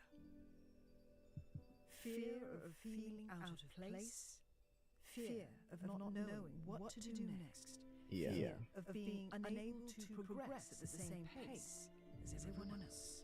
Yep. These were the words of Amritavarshini Senthilkumar, the third-year student at the National Law University in Delhi, had written about her experience in law school. Shambhavi, who is pursuing a PhD at an elite institute in Delhi, befriended Amrita through a student organization called Collective.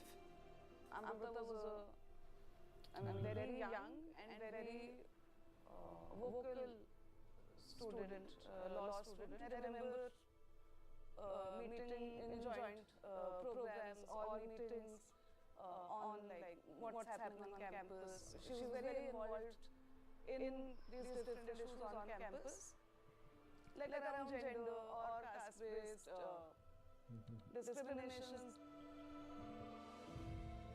So I got to know about Amrita's death through her friend, who's also part of the collective. On the 4th of September 2024, It sounds so hard to took hear her own life.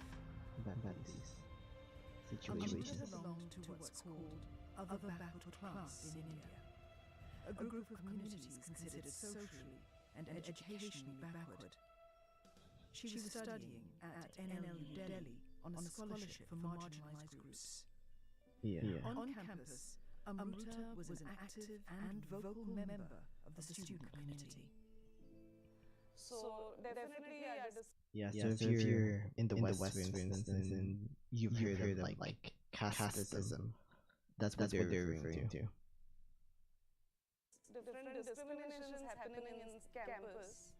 That was on her mind. She was herself going through. I think it was both, the academic pressure and Yeah. definitely pressure of that comes with any kind of, if not backlash, but additional scrutiny on you for Yes. Exactly. raising your voice. Data presented in Parliament showed that from 2019 to 2020, Like when people talk about certain topics like based off of race, ethnicity, any type of class issue as it pertains to like why don't people in this specific group who fit this specific category go to college as often anymore.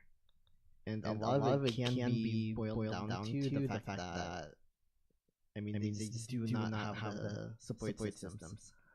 At the same time, like when you are stereotyped to not be educated, and when people treat those who are educated but look like you, act like you, just the same as you, etc. Of course, like why would you want to participate in that system? Non-participation, even if it means a lower chance of getting like higher paid jobs, a lesser chance of having a good career, etc.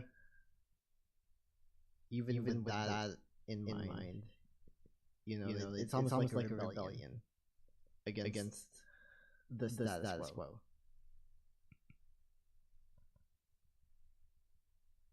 And when you have situations like this, where you have to face additional scrutiny and discrimination based off the fact that you are of a certain class, because remember, in the West, race is a type of caste as well. When you have to experience that extra scrutiny, yeah, why would you want to do that? Why would you want to put yourself through that? And those who do, sometimes they do experience issues like what this young woman did, and it's sad. This is a global issue, not just India, not just the US. It's definitely global because, of course, in every country they have minorities, right? In every country they have people who aren't the norm, and so stuff like this happens there in many parts of the world. 2021, a majority of students who took their own lives in central universities were from the lower castes, classes, and tribal communities.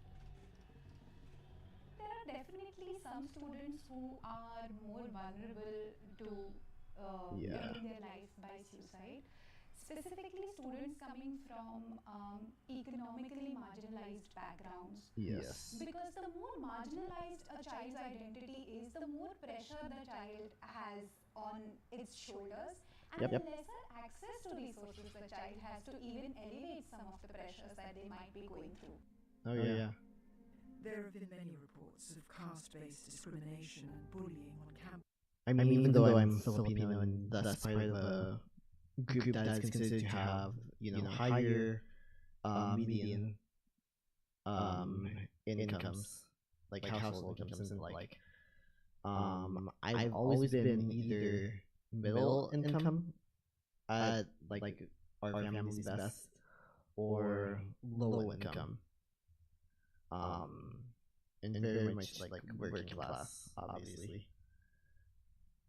And so like the past 5 years being in the job that I have been in, I haven't been, even considering that we're a family of 3 living in the same house. We have been comfortably middle class for the past few years. So yeah, that's it really ignited one of my more latent fears. But at the same time, it's like the reason why when I was in school I often had like mental health issues was because I didn't come from a background that was well suited for the pressures of academic life. And so I would always feel like so much pressure because like my parents would always put all their hopes and dreams in me. And even though, yes, I eventually gave them the house, I eventually gave them the achievements, the accolades by earning a 4.0 GPA, working really hard, even through my own like disabilities. Yeah, I mean it's left me with a lot of scars, and like the process was tough, definitely.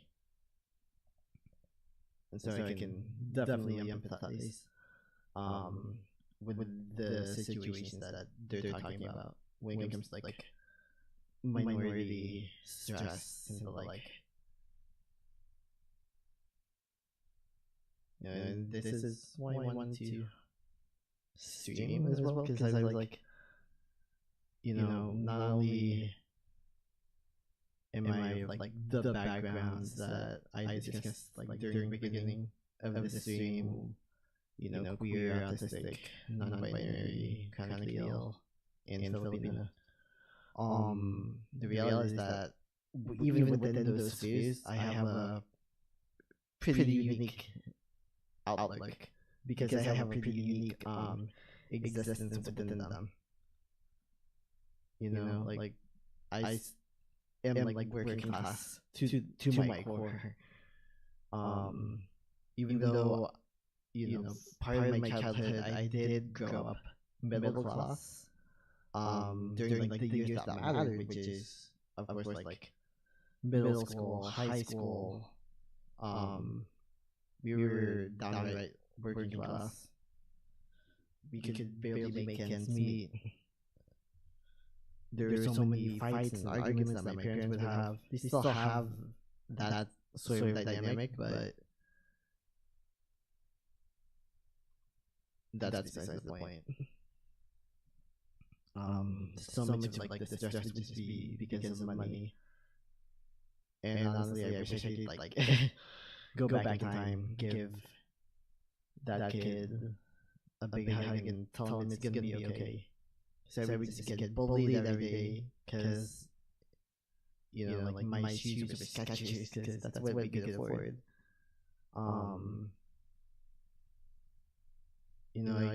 I didn't drive to school because we couldn't afford for me to have a vehicle. even though like literally everyone else in my grade by senior year had a car and a driver's license. Like people, like some people were like crying because they couldn't get a driver's license in their junior year, and B, I was like, I can't even get a car. What the hell? Anyway, flashback. Campuses around India. John is a PhD candidate at IIT Bombay. As a graduate student, he assists in teaching. John has asked to remain anonymous. We need to open our eyes to see the discrimination, and we will find that the discrimination is happening just in front of us. So we also see what kind of students sit in a group and what kind of students sit alone and on the backside of the classrooms, and like, that kind of like you will find that kind of difference of life, and this difference of life is reproduced by the campus. Many people give the testimony that they have experienced first-hand caste-based discrimination. Alright, so I am gonna keep. Am I? Damn.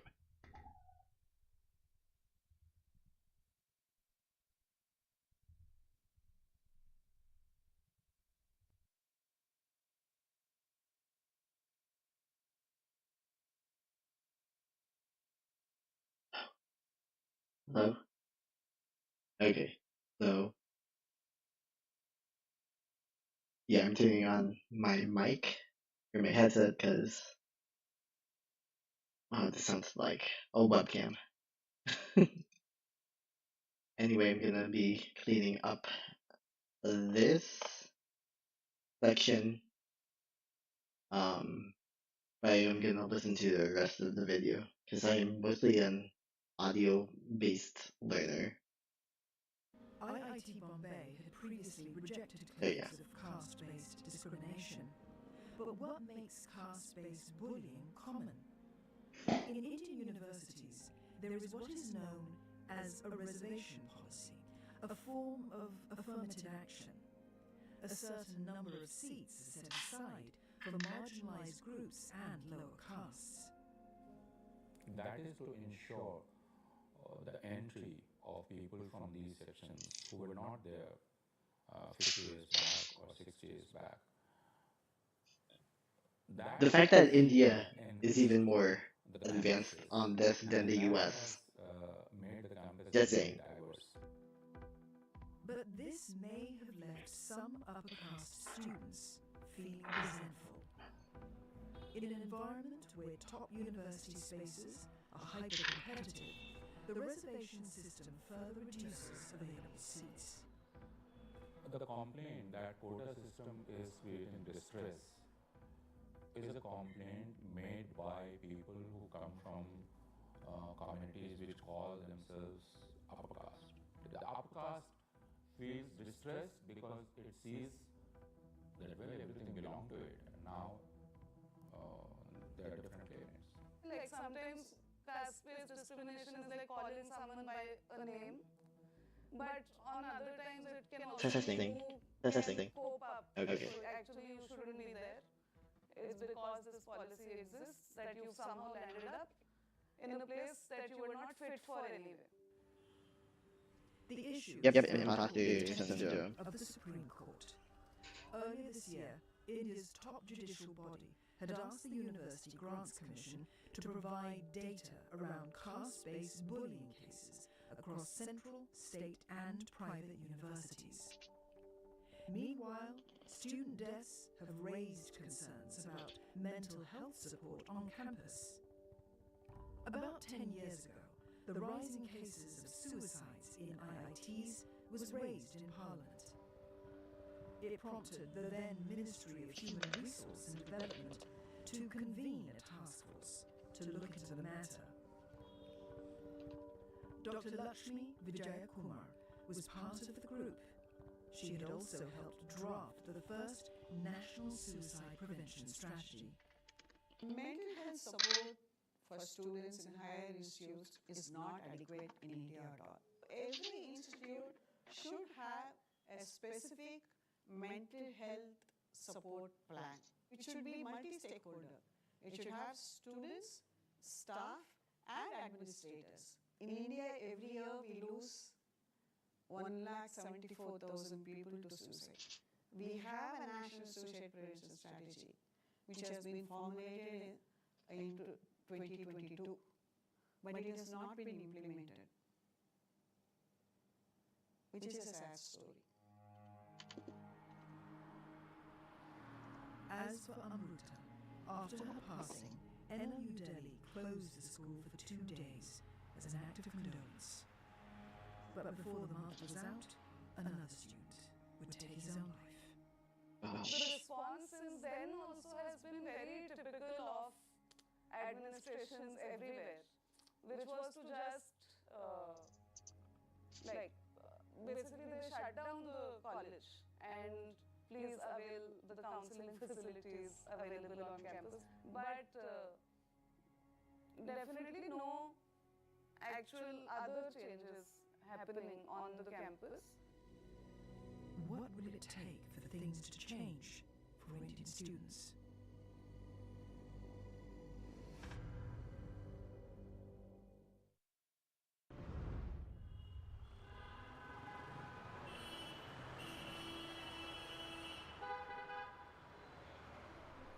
Dr. Lakshmi Vijayakumar founded Sneha in Chennai almost 40 years ago. It was one of the first suicide prevention organizations in India. Before long, Dr. Vijayakumar began noticing a pattern. We found that there was a 40% increase in calls from students and parents when the exam My plan backfired. and then we were very distressed because there were a lot of students who died because they were failing their exams. The situation since has been bleak. In the past decade, student suicides in India have grown at an average of 4% per year. This prompted a call for change by Indian media last year. I really want to ask ourselves this question, that what does really change mean in this particular context? Who really needs to change? Let me stop the video. I can't even hear any audio whatsoever. That's nuts.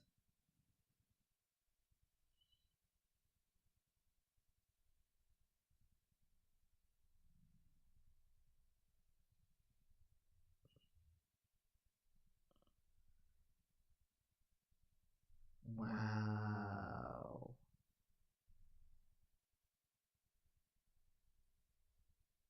Okay. Okay, now I can hear. Again.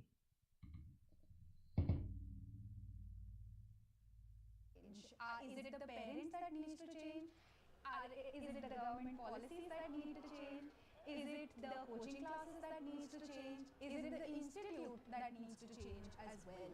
Because I feel like this is a problem that is so multifaceted and has so many.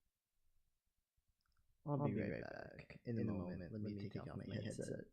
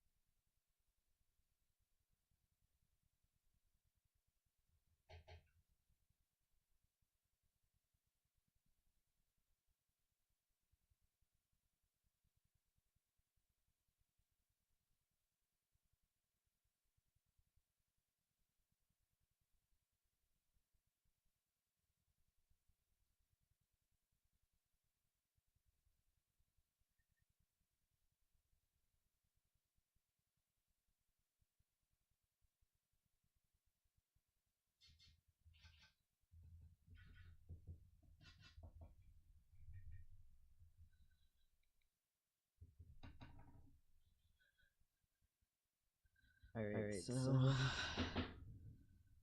let me use my headset mic. even though it's clearly inferior. As we listen to the rest of the video, Many layers. and I can Study study a little bit because I elder in this situation can't feel like I have to. consider this as a problem for them to even think of changing it. One solution may be to increase the number of Tier 1 schools and by doing so, raise the acceptance rate. We have over 40,000 plus, about 42,000 plus colleges, about 1,200 plus universities in our country. But the fact is that large number of institutions exist in our country who are very good, but they may not be ranked or they may not be perceived as the absolute best because of the fact that they're not as old, they are not delivered as many people to the industry yet. But wait, I think those guys will catch up. There'll be more and more institutions who will stand up and say, we can rub shoulders with the absolute best. However, India's universities struggle with faculty recruitment.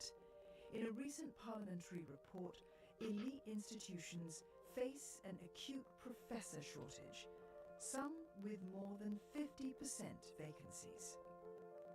If you look at state universities, they are in very impoverished state. Thousands and thousands of teaching positions vacant, so teaching positions have been contractualized.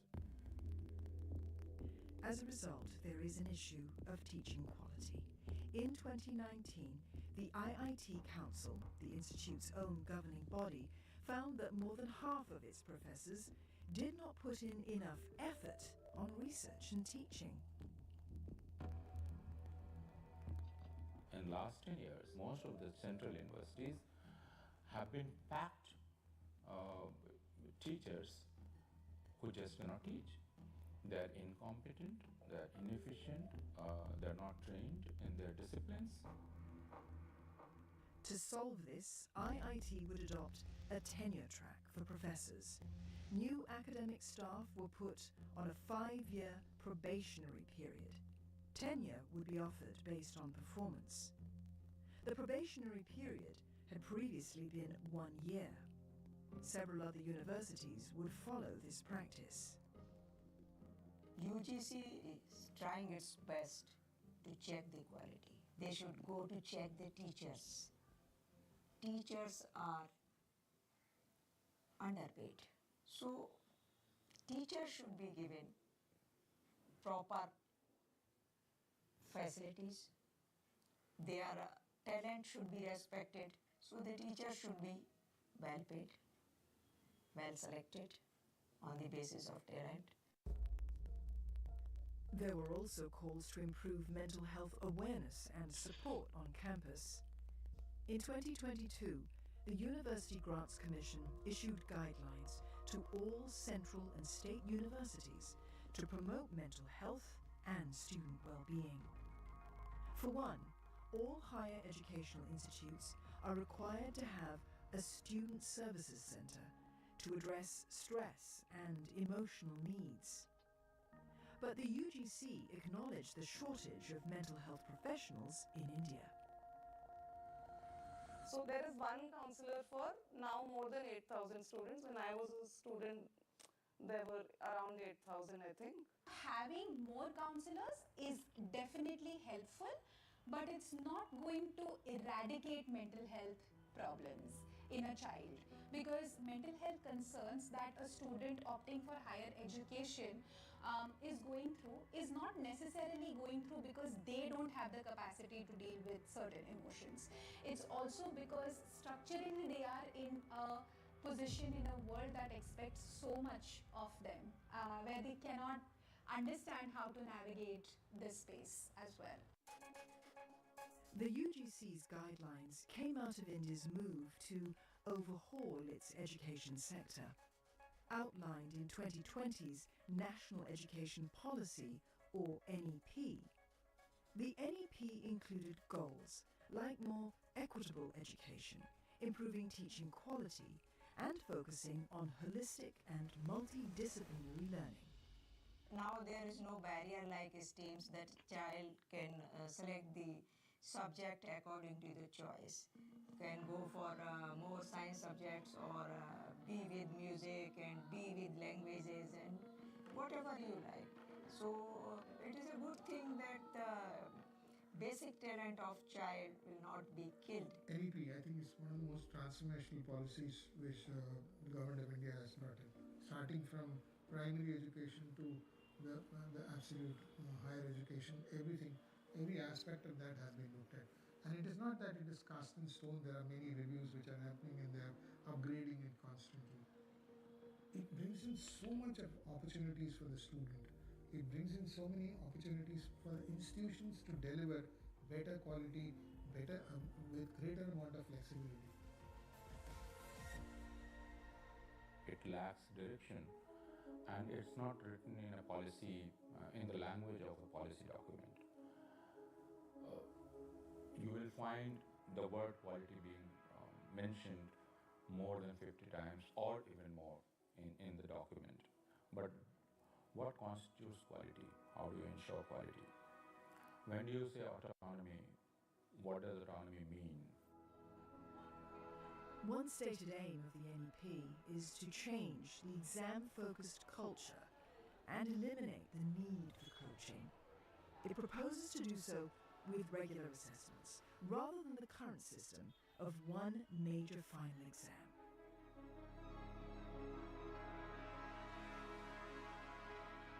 In Tamil Nadu, Dr. Vijayakuma and her organization had shown that diminishing the gravity of assessments reduces student stress.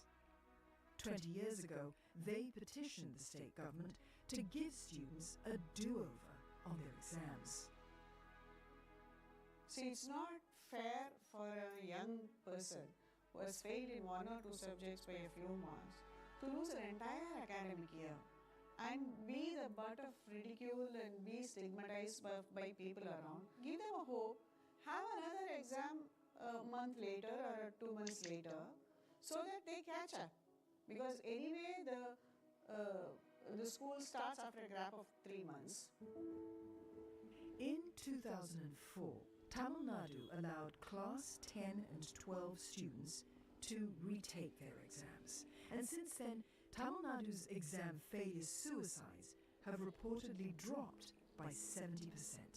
It's good. Several other states have adopted the same practice. The step of seeing that we don't have students dying because they have failed in their exams is crucial, because it's not only a loss to the family, but it's a loss to the community and the nation itself, because they are all young people who are the backbone of any nation. Exactly. This is the time we are implementing NEP 2020, and it is very early stage. After 5-6 years, the review will come out and things will be in the public domain, and we will try to improve, improvise, and come up with the makeup of those things. But perhaps the change that is needed must happen in Indian society at large. Last year, a tech CEO said employees should be willing to work 14 hours, 6 days a week. Yeah, don't do This that. prompted a wide discussion about India's hustle culture. Somehow we have believed that if an employee is working longer hours, the employee is being more productive. And That isn't somehow the we case. have equated just giving your life to work as dedication. I don't think we're ready to prioritize student stress in India, because we have normalized it to that degree that if you've chosen this, you have to study 14 hours a day. You have to give all your life here. And as the NEET exam draws near, these are the hours Uruba is prepared to pull. मेरा ऐसा पहले starting के days में तो इतने ज़्यादा hours मैं पढ़ाई पे नहीं देती थी, लेकिन अब जैसे जैसे करीब आ रहा है वक्त तो मेरे आवर्स बढ़ रहे हैं, लाइक 10 to 12 आवर्स. प्रिपरेशन तो हम कर रहे हैं जो हमारी तरफ से बेस्ट हो सकता है, हमारे टीचर्स भी बेस्ट कर रहे हैं अपना, अब बाकी नसीब है. With so much attention now given to student stress, where is education in India headed? This March, the Supreme Court issued significant directions to address the prevention of suicides in higher education. Will this be the catalyst for change? Quality education should be every child's right, and no child should compete to want to study. I really hope in 10 years' time, India's higher education sector remains about education and not about business. And that's my hope. Higher education in India is in a growing pace, and the induction of new disciplines matching with the changing challenges and scenario of the whole world. The Indian higher education system is also trying to match up with all those things. Where do I see higher education in India in 10 years' time? It will be the world's number one. The number of research institutions, the number of institutions putting focus on research is multiplying by the day.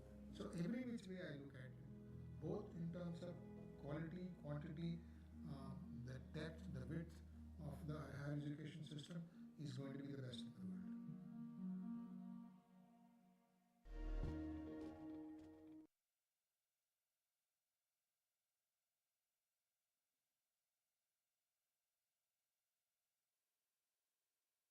Okay, I'm pretty sure the video ended now.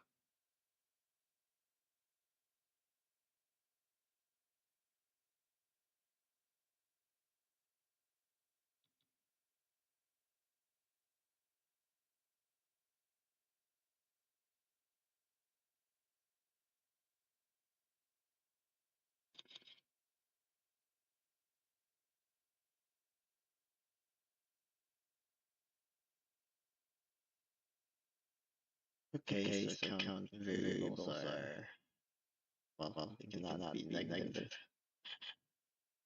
Really?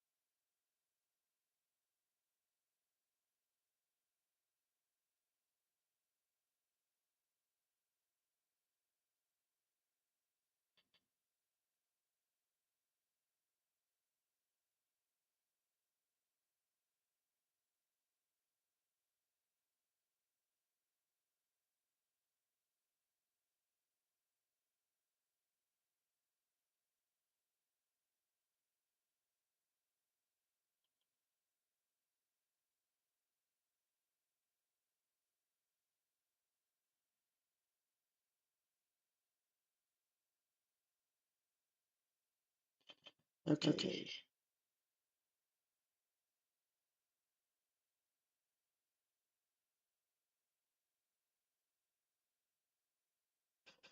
Yeah, let me get to another video.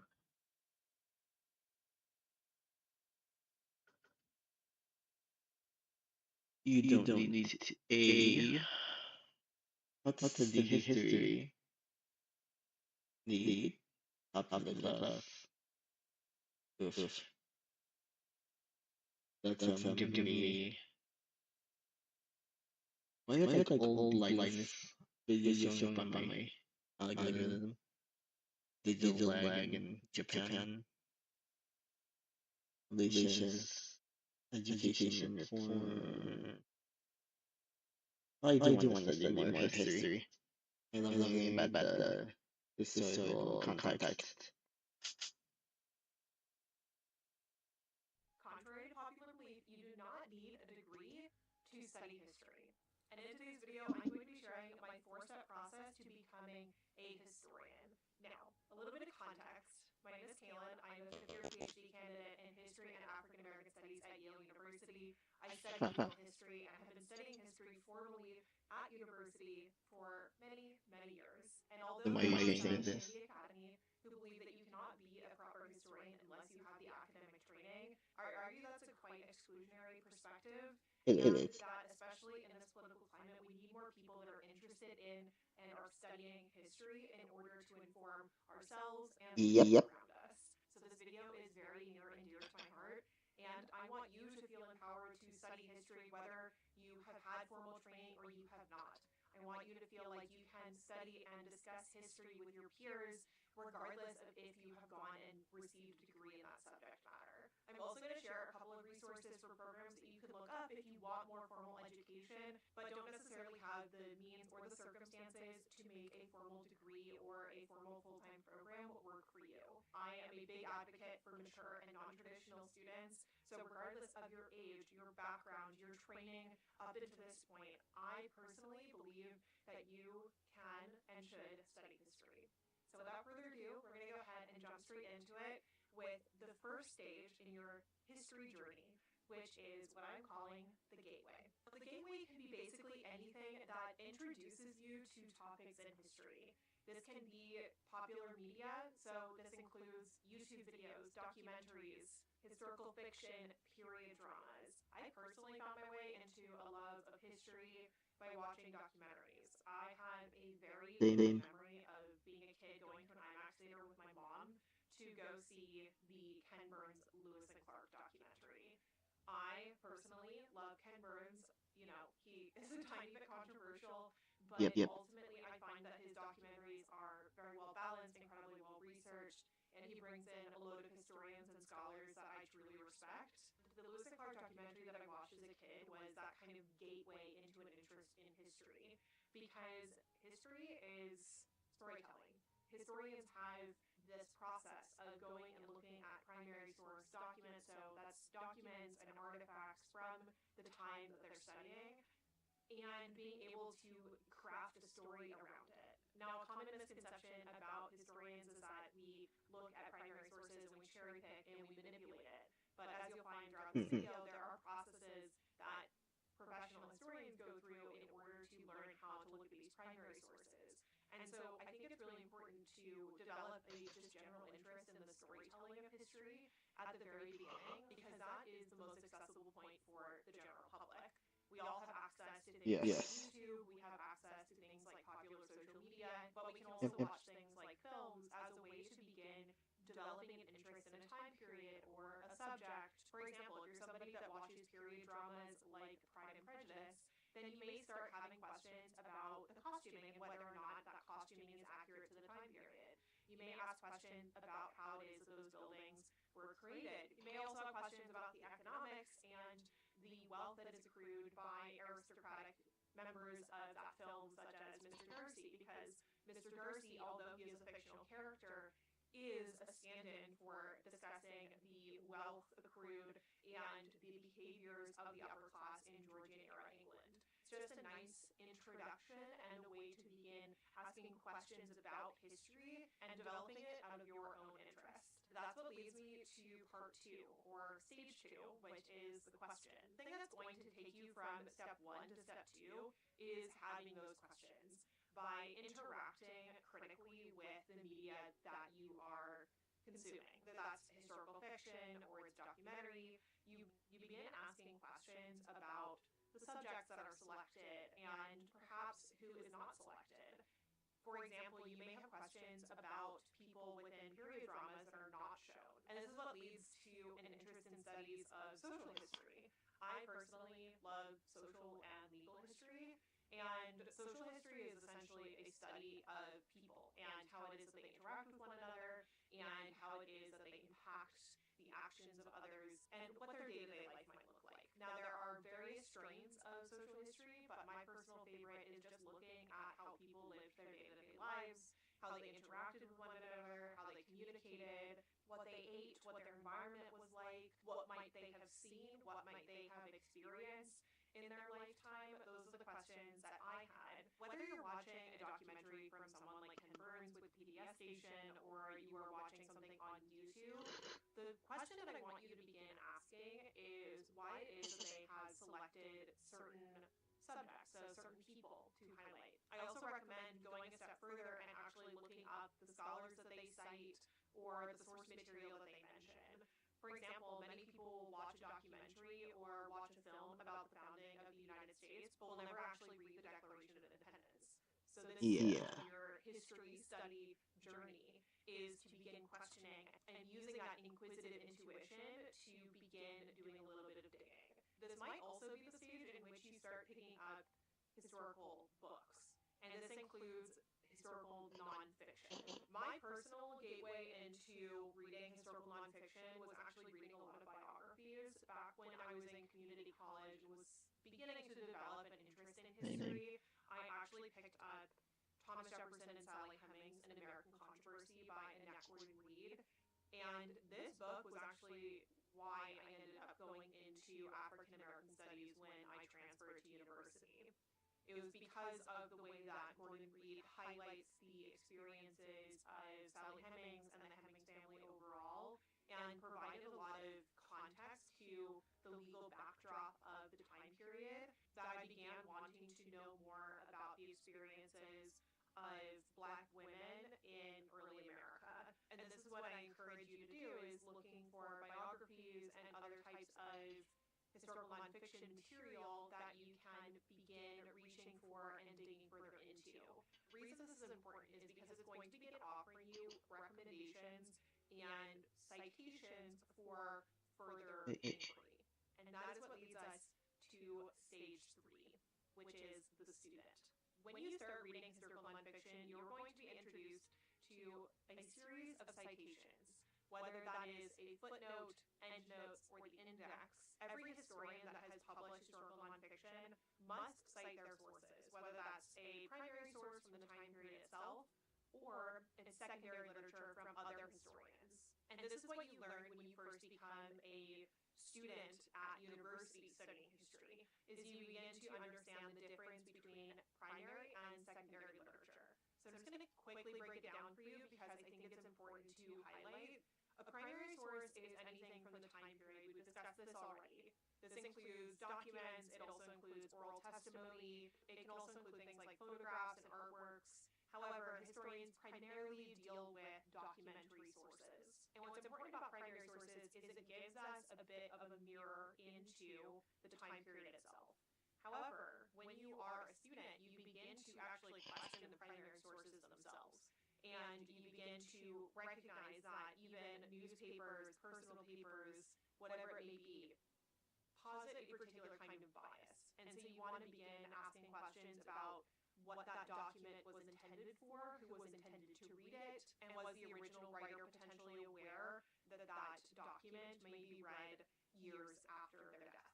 For example, a lot of the papers of George Washington and Thomas Jefferson, between them and their wives, were actually burned after the death of their spouse, therefore demonstrating that the papers that remained were pieces of history that they wanted to be seen by others, or that they assumed might be seen by others, but that they burned and destroyed any material that they did not want seen by others. And that's what's really interesting about history, is actually looking at those primary sources and trying to figure out what its intention was, who was intended to read it. So those are primary sources, and those are some of the questions that you begin asking when you're in the early stages of your training as a historian. Now, the second piece to consider is secondary literature. Secondary literature is anything written about that particular time period. So this is the work of historians, this is the work of scholars in other fields. It can also be a reaction to that material, the primary source material. And what's important about secondary literature and about historical work in general is that everybody that works as a historian is presenting a new perspective on very similar documentation, or they're presenting new evidence to the field and their perspective on that evidence. Now, historians, as all human beings, has a bit of bias. It's based on their training, it's based on who they've worked with, it's based on the documents that they actually cite. And so when you're looking at secondary literature, what's really important is not just the primary sources that they're looking at and their argument, but also which historians they are in dialogue with. And this is something that you are Okay. used to in later stages of I'm your just doing more and studying. potentially into more I thought I was career gonna training study a because lot of more, but historian. maybe I can save that to And while a lot tomorrow. of this material, the secondary source material, can sometimes be hidden behind paywalls because of the inaccessibility of certain journals, there are ways around it. For example, getting a library card or other types of institutional access. This includes peer-reviewed monographs. When I say peer-reviewed, what I mean is that the actual book has been reviewed and approved by a group of other scholars. And this is a process that every historian who is academically trained has to go through in order to get their work published. And that's why there's a little bit of a difference between trade press publishing and academic university press publishing. Now, popular press publishing, such as this book here or this one here, have often not gone through the rigorous peer review process. However, if you see a title such as this that is produced by a university press or this one, then you know that it has been approved by a peer review committee. The reason I highlight this is because oftentimes there is a perception that historians' biases are going to get in the way of truth. And what you learn in this stage as a student is how it is that primary sources are reviewed and analyzed, and how it is that we are also responsible to our field of study in order to build upon or Two and a potentially half argue hours. against our peers that have also posited an argument about that material. And this is where I'm going to give you some specific resources in order to develop your student journey as a historian. And that is where I recommend checking out online courses and other types of programs in order to begin this process of training your brain to question essentially everything, but to begin thinking about the intention behind a primary source, a secondary source, and seeing how it is that those things are blended together in order to give us a fuller picture of what happened at that time or to that subject or within that region. Back when I was in community college, I actually used to watch a lot of the Yale University courses online. They're available for free on YouTube. This is not a recommendation because I'm a Yale student. It's just because they do have a lot of courses. I really love Joanne Freeman's course on the American Revolution. There's also a class, I believe, by David Blight about the Civil War. You've got courses by Timothy Snyder on the history of Ukraine. And so I just recommend finding courses from actual university professors and historians that you can just absorb and you don't have to pay to access. Now, if you want further training, that's when I recommend actually signing up for a smaller course. So whether that's through, for example, Coursera or an extension school. So Harvard has an extension school. I believe UCLA has an extension school. Many of the universities, especially research institutions, will have extension programs that aren't degreed, but you can potentially get a certificate for signing up.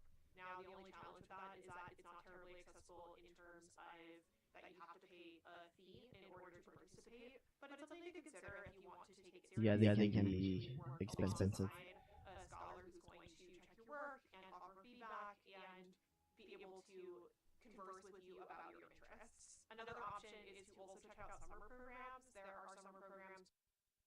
Oh yeah, and by the way, if you're a grad student and you feel like you're burnt out, you need a rest. So that's what I'm doing now. I'm just like resting. I knew that I had to start streaming because I was like, okay, well, I might overstudy if I if I didn't.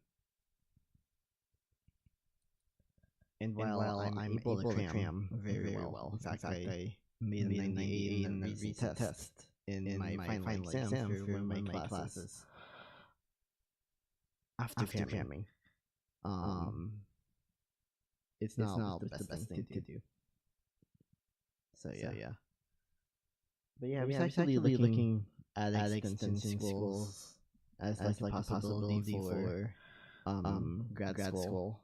Instead, I ended up at Boston University. In fact, I got my first admission into their extension school. However, I ended up finding this program And I was like, okay, well, it's project based, and I really have a hard time with creating a portfolio. So I think that might be the better option. Let me turn off that in the back. And yeah. So yeah, that's how I ended up in my program. But extension schools really are a great place to not only like get a history degree, but really a lot of different programs, because they're normally meant for people who are already like working. They already have jobs, they already have lives, they have other obligations. And so it's a way to make education a lot more accessible. And most of the time you do get the same professors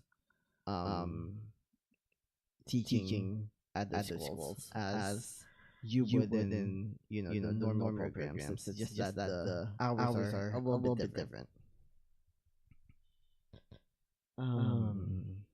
Yeah, so what was I gonna try to do? Oh yeah, I was gonna try to get like a new window in here. So I'll do that while the video is playing. Programs, for example, in the departments of continuing education. These departments exist in many of the major universities around the world, but I know especially the ones that are here in the UK, and they're ideal for mature and returning students because there's not a specific degree requirement, and you get to spend, a week or even several weeks in a program at a university in order to continue your training. Now, if you are interested in a degree, there are many other programs that, extension schools or continuing education departments have available. And I've also worked with students that have gone back to school after several years of taking a break or even decades of taking a break. So there's definitely options for you if you want to pursue this formally. However, I'm just trying to give you a couple of options because at the end of the day, the interest in history is all about wanting to explore the past, wanting to better understand why certain things happen, to better understand from various perspectives. That is the work of history. That is the work of historians. That is the work of multiple generations of historians that have built out series of trends within the historiography in order to posit new questions that lead to a whole new body of literature. So you don't need a degree, but those are a couple of the options that you might be willing to pursue if you're interested. And I'll have some of the links down below. I have no remuneration from this. This isn't sponsored. It's just some resources that I just realized like I might have had like double speaker throughout this entire stream, and I am so sorry. Because I just saw that the desktop audio was on.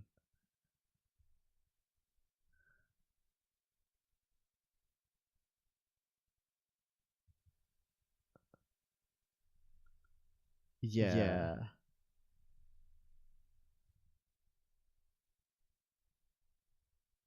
Oops. I wish I had known back in community college that I think might be useful to you. And This is what happens when you haven't streamed in over like a year. So I'm not gonna like beat myself up about making mistakes. Yeah. And lastly, we have stage 4, which I am calling the graduation into being a historian. And this applies a lot of the same training that you would get as a graduate student. A graduate student works on a specific topic, and this is often the misconception about what historians do. We don't have knowledge of every single historical subject. We don't even really have knowledge of our general subfields. An extension overall. school. We can teach classes on it by doing the reading and doing some training and setting up our lectures, but oftentimes Though they only have what do you call it? They only have certificates and like courses available, not like actual degree programs.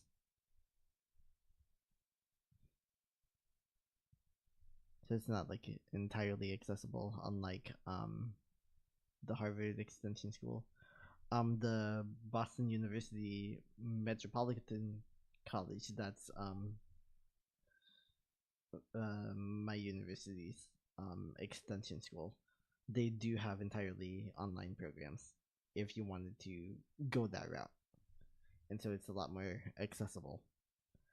I don't know if they have that for like history though.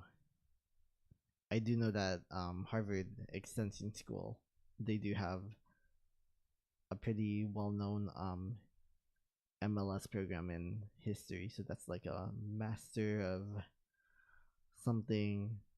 I don't know why they do MLS instead of just like an MA, but yeah. And I think Harvard Extension School students complain about that fact that they don't technically have the same degree as, you know, other students at Harvard, which is a fair complaint because you're paying for the Harvard name, you're getting a Harvard education. It doesn't really make sense to have that level of discrimination, but whatever.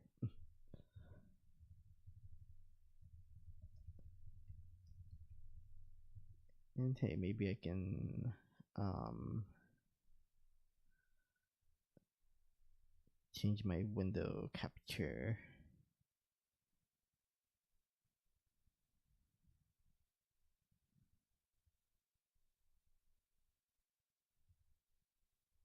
Okay, that's weird.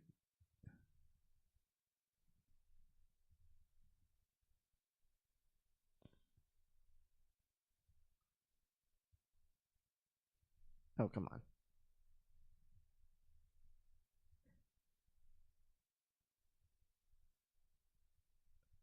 I wanted to like overlay it while I watched the video, but whatever. Okay, here. Window capture. Let's put it under. No. Okay.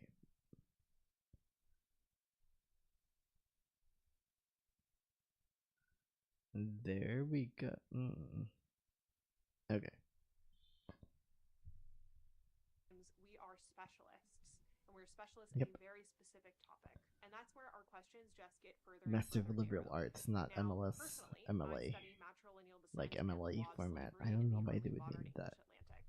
I know that's a mouthful, but what I'm looking at is the principle of the mother's condition, so their legal status, being passed generationally onto their kin, and how it is that that goes against the kind of paternalistic nature of English law, and how by instating it they established an Yeah, this program's like super expensive though.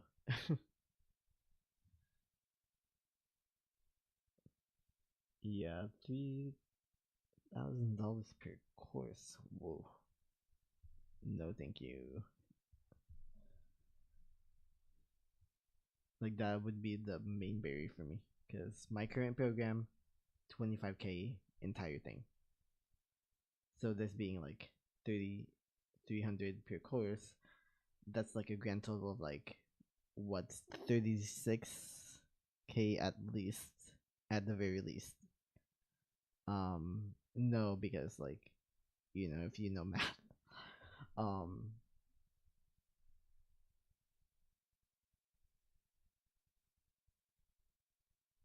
yeah, so that's like 40K basically, I think, for the entire program, which is a lot. Yeah, I don't know if I would do anything like that. I wonder if WGU has one.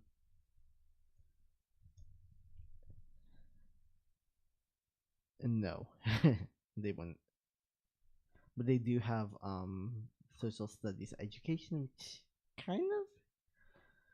But yeah, no, it's about being a teacher. Ooh, my allergies.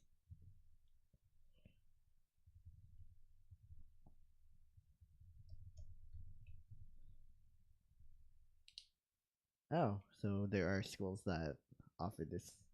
I've never heard of Eastern Washington University before. Oh yeah, of course, ASU. They have like a master's degree in everything, and they're like ranked highly in pretty much like every field in which they have a master's degree. So there is that. Yep, Arizona State's of course like the top. Yeah. See, like 40K for Harvard, but for ASU, 20K. For my students, and it's only like a $1,200 differential, despite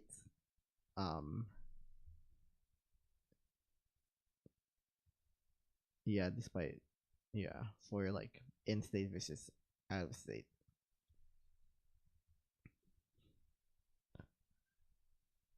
which is pretty good. I guess the lowest cost one is UMass Boston. Yeah, I was wondering if BU had one. I don't think they do. Indiana University. Which one? Oh, Bloomington. Huh, interesting. I might look at that. I don't like no, but yeah, for me I want to study like ethical, like AI ethics. That's like more so my um field of interest when it comes to school. And so yeah, that's where I'm headed. That's why I'm doing a master's in information technology next year. Yeah. Once I finish this current program. Um yeah, interesting though. An intergenerational system of racial slavery.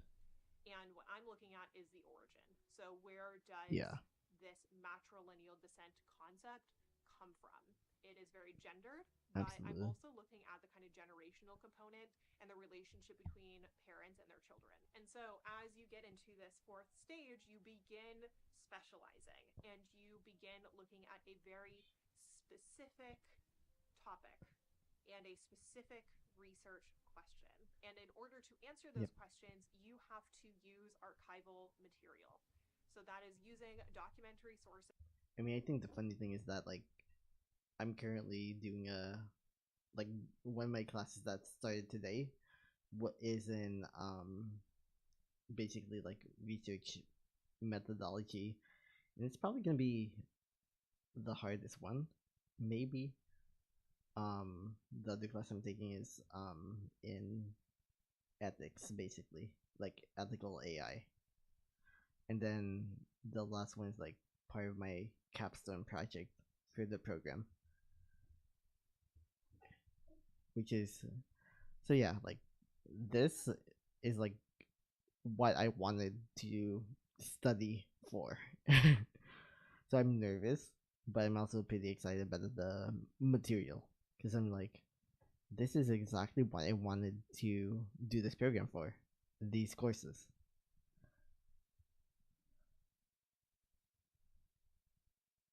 Anyway, let me put that there. Sources in order to begin answering your questions. You use the secondary literature in order to help you craft that question. So when we look at the work of other historians, we see what it is that they have argued, how it is that they've used evidence to make that argument, and whether or not we agree with their position. Oftentimes it's quite nuanced. It's not that you flat out disagree with another scholar, but that their use of the evidence, you would say, their is not methodology substantial is in different. being able to posit that argument and being able to support that argument. Your job as a historian, as somebody who is presenting new knowledge to the field, is to show either new sets of evidence or review the previous evidence and show a new perspective, make a new argument, or potentially strengthen the argument of the previous scholar. And that is what we call engaging in discourse. Engaging with other scholars as well as primary sources is one of the primary ways that historians are trained and is what separates somebody who I would say is a hobbyist as a historian versus somebody who is in the realm of becoming a professional historian. Now, many academics may disagree with me, but I have met plenty of historians, professional historians, I would argue, that do not have the training in history, but that do the work, that do the research, and that offer new insights into the past and are therefore making a contribution to the field and to the public. Therefore, if you love history, I believe that you should feel I do. empowered to pursue it, that you should feel empowered to develop your own historical research, to begin looking at historical material, because the more people we have interested in history, the stronger our field is. And I believe that we should make history as accessible to everyone as possible, because Same here. history is important. It informs our understanding of human beings. It informs our understanding of ourselves. Yeah, I mean, honestly, a different way that I can end up viewing AI ethics, for instance, is from an historical perspective. Because, I mean, AI is not new. It's been around since at least the 50s and 60s. Like, these methodologies that we are currently using in artificial intelligence have been around for a while now. Machine learning has been around for a while now. And so there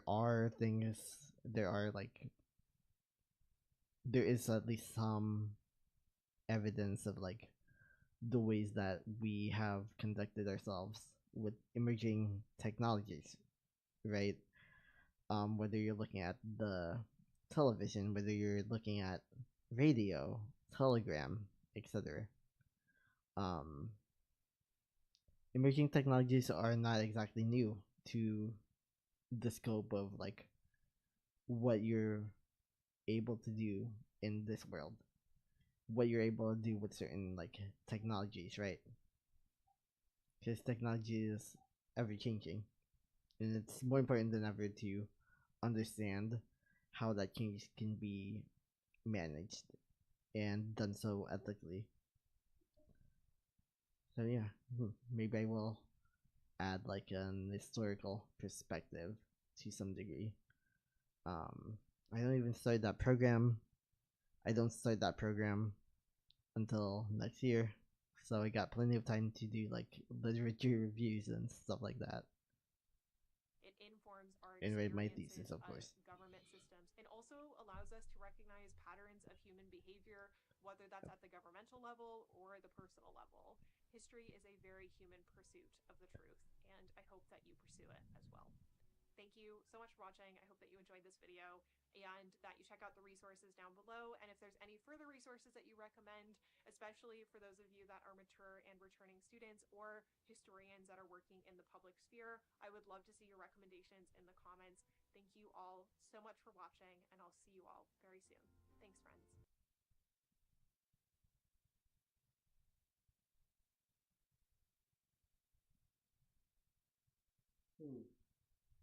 And a friendly mutual on social. Hello, everyone. Welcome back to another episode of.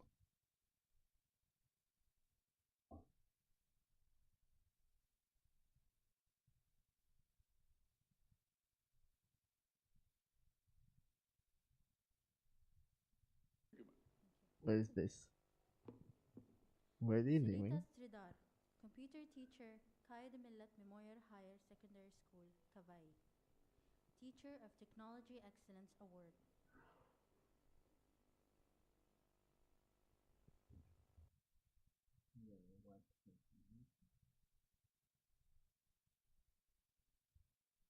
I noticed Has this. anybody else's algorithm gotten increasingly more conservative in weird but also incredibly Yeah. positive ways? Because mine hate it. definitely has. I am going to explain this as I have some water to try and keep my thoughts in order.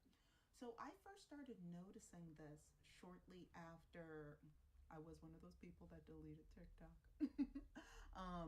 When the first it's going goodbye situation happened. And then when I re-downloaded it, I was like, it's kind of like when you leave the house, but you thought that you left, like you thought that you locked it, but then you come back home and like the door is closed, but you're like, I think someone was in here. Because I didn't eat a Rice Krispie treat this morning, but there's plastic on the counter. Actually, that would be too obvious. That would be way too obvious. But it's like the sofa's 2 inches to the left, you know? Like, yeah. the pillow isn't exactly fluffed the way that you fluffed it, like that kind of a thing. More subtle in that way. Yep.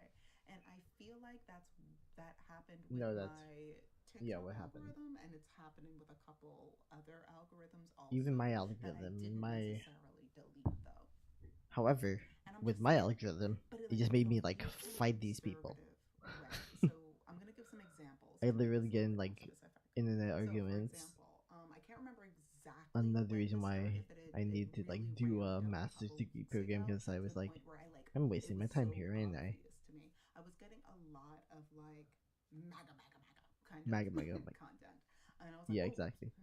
I There's way can't too many of them. scroll I'm through this sorry. enough. But then Way too many of interlaced in y'all. between that, I was getting a lot more content of like So much MAGA. and people with uteruses, mothers talking about how unexpectedly peaceful their birthing experience was, or oh, this is how I curated the perfect at-home water birth with my baby and my husband and my like just a lot of So we're like pregnancy, like traditionalist. birthing isn't that bad content, which I'm like, I think it's Like for y'all you. are It's like not glossing for over me, so many not for you, the viewer. But I'm like, I don't things. know Like who this For You page is for.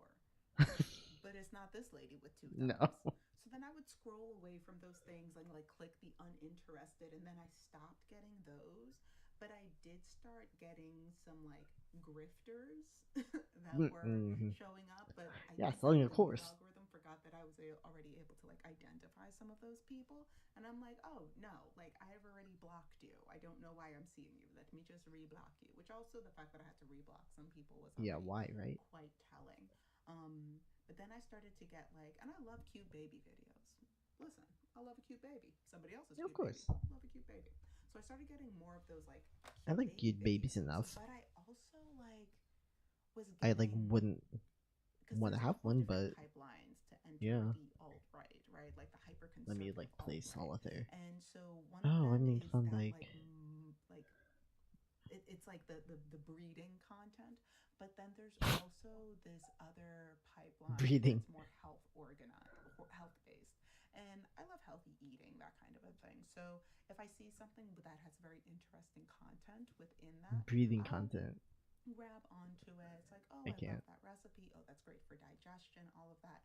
But then I noticed that a lot of the content creators, because I love getting stuff from people of color, especially like African, like recipes with African heritage or Asian herbal medicines kind of a thing. But then a lot of creators that I was seeing were getting whiter As an Asian myself. and whiter and whiter. And I'm like, ooh, we are moving away from the like traditional people of color medicine and entering into the space that can very quickly follow down the, oh, I only eat organic and my baby only does this and I don't really believe in medical intervention and vaccines are bad and I'm only going to treat my baby's measles with non-pasteurized milk. Like it's that kind of, not that I got to that point, but I saw the pipeline so clearly. And I'm like, oh my God, this is concerning. It I is. have also been seeing an increasing amount of women on my pages talking about which like listen, it's justified and I have a bunch of videos that talk about this, but like talking about how much they want a man and like their loneliness and you know, like, and a lot of like the romanticizing of romance instead of the discussions about the realities of navigating relationships, especially with men. And I'm like, and a lot of the comments that I was seeing were just like, oh my God. Yeah, like being gay, I would not have chosen this. I would not have chosen this. Men are pigs. God, girl, the same. Like, I just want a boyfriend. I just want my husband already. I just want, and I'm like, why would you want that? My For You page. But I feel like somebody named algorithm, possibly, I'm not gonna name names.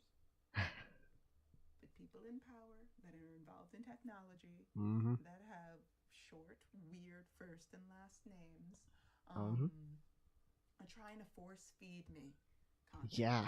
Are trying to force feed me and people like me that are looking for other forms of entertainment and information content that we proactively do not want. Like but why would we want this weird and to accept.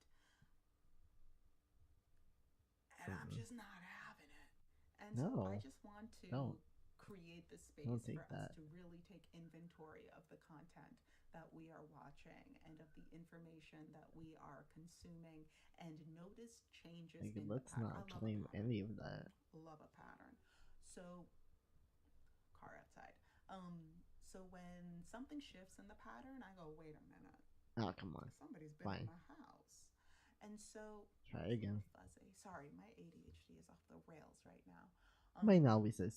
But I don't know what yeah, I can relate to this her. would be a great time to kind of take inventory of what's been showing up on our algorithms that is unusual because there's a lot that's happening around us. And some things are more obvious, but there's a lot that's more subtle.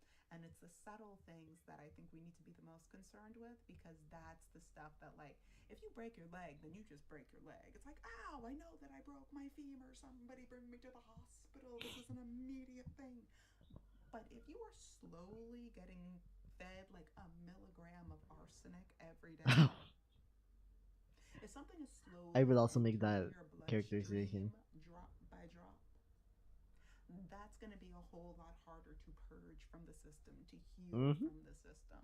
So recognizing it when the first drop enters or when the first couple drops enter is going to be the most helpful in making sure that we stay focused and that we keep ourselves as mentally healthy and focused as possible. Just During away these times from all when that there's a lot of distraction, bullshit. there's a lot of chaos.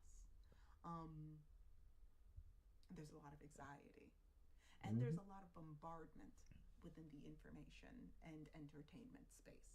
Oh, Yeah. I always forget to do this. Hi, my name is Shayna, for those of you who are new here. I'm a journalist, and on this platform, I talk a lot about decentering men and child-free living. If any of that sounds like a vibe, please like, share, and subscribe. I also have a course that teaches people how to become freelance writers. Oh no. Why do you have a course, If dude? you're interested in that or in more content like this, Everyone has a course. Patreon. I should have a course. And I have courses, if you're interested, which are in the description. There we go. Oh, also, as you are taking account of what's on your social media, if you have kids or if there are young people in your life that you care about, talk about social media with them and ask them if there have been any changes in their social media algorithms. Oh yeah, that's concerning. Especially if they are young boys, because that pipeline starts real young. Oh yeah, it does. Important conversations to be had, things to be taken into account. Especially like young Gen Alpha If you've noticed boys, a similar like pattern, definitely share that in the comments section, so that way other people can know that they're not alone because it's happened to my spaces. So yeah, I think that's all for now. Stay safe out there, y'all. Definitely.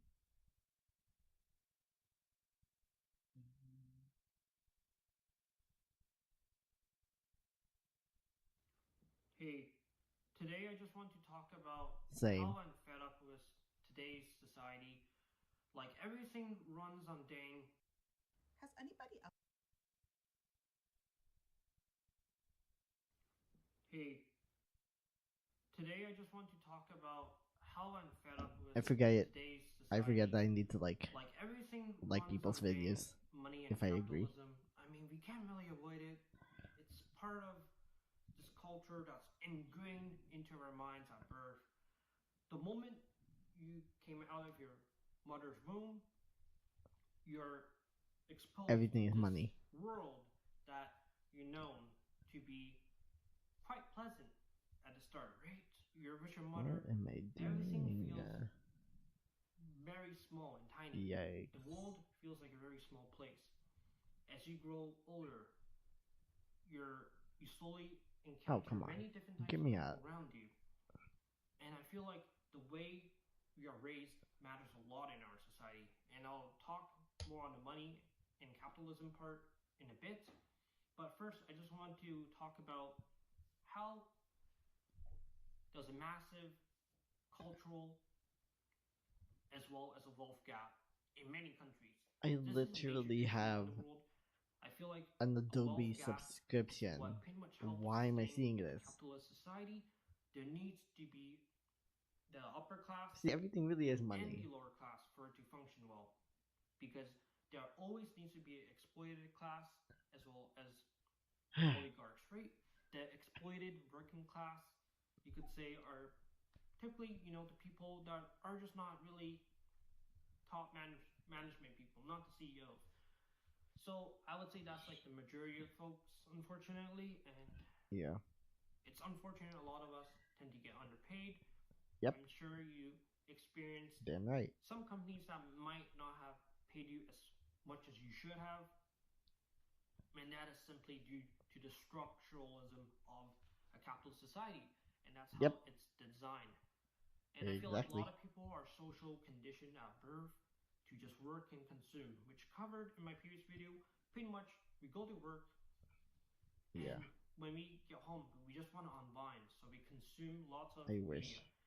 This doesn't have to I can't even do that because I'm in grad school. It could also just be simply video games, books, TV shows, movies, or just any I products have to be buy, responsible. Right? Like, it just feels like in our society right now, we just love buying stuff. Sometimes we don't need the stuff we buy. Too. It's almost like we buy stuff to make ourselves feel better. Like, because when we earn money, we want to spend it. When we spend money, we feel like we actually accomplished something, and it feels rewarding to I mean, you didn't, buy but something. still. That's why a lot of people actually care about buying things, because the feeling you get when you buy something feels great, right? It's almost like you get dopamine when you buy a product, but after you buy it, you kind of regret it sometimes because you realize you wasted the money, right? Yeah. And this constant loop of just working and consuming is not healthy for anyone's mental health. And that's why I think a lot of people suffer from mental issues, because they have a lack of drive. Because our entire social structure is centered around pretty much working a 9 to 5, getting home, and you probably have a lot of things you need to do, right? You need to do your chores, laundry, you need to take care of your kids if you have stuff. A lot of things we need to get done, and this society does not reward people that like to slack and be lazy. It's a bit like a meritocracy, like the people that are higher IQ, people who have much more qualifications with like masters and PhD degrees are going to do well and strive in this world and society run by money.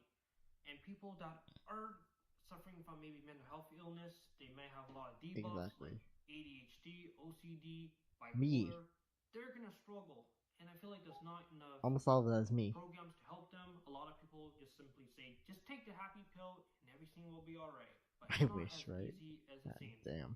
A lot of people don't really try to get to the root of the problem. They don't. Find temporary They don't think about that. From suffering. They don't think that deeply. That's the issue. And that's why people end up consuming a lot of, brain rot content. It serves as almost like a distraction and help us escape from the real world. That's why a lot of people love playing MMORPGs, which is, if you didn't know, it's pretty much an online world where you can meet people inside a virtual space, just like real life, inside a video game. And a lot of people I should use my MetaQuest more games than before to escape, by the way. And I noticed that a lot of people tend to be more shut in. Oh, I forgot to charge it. There is a terminology I'm sure some of you might know. It's incel. Essentially, it's someone who can't really find women that wants to be with them. Well, that is not my problem because I'm not interested. It could also refer to introverts as well. People are just shut in from society. They don't really hang out with people from the opposite gender. Some of them just spend all the time indoors, maybe watching TV shows, anime, movies. I feel like this generation is really much more introverted and closed in than previous generations. Social media has changed things a lot. And there's a whole topic about techno-feudalism, how like Amazon and a lot of other subscription-based products that rent you a service, right? Like Netflix. They're sort of taking almost advantage of this type of capitalist society nowadays, where you're expected to pay a lot of fees just to get a service up running, right? Like on top of your electricity bills, internet, you have to maybe pay for Spotify subscription to watch music without ads, and Netflix subscription to watch TV shows and movies. It's like this entire society just feels like it's run to take all the money out of you Damn it. and force you to almost work, just to work paycheck to paycheck.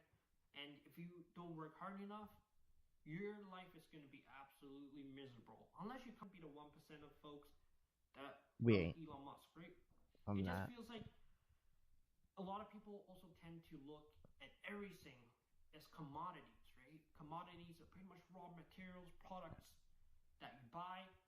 And if you didn't know, I feel like us humans, we also tend to commodify ourselves. We do. And I it's hate it. unfortunate.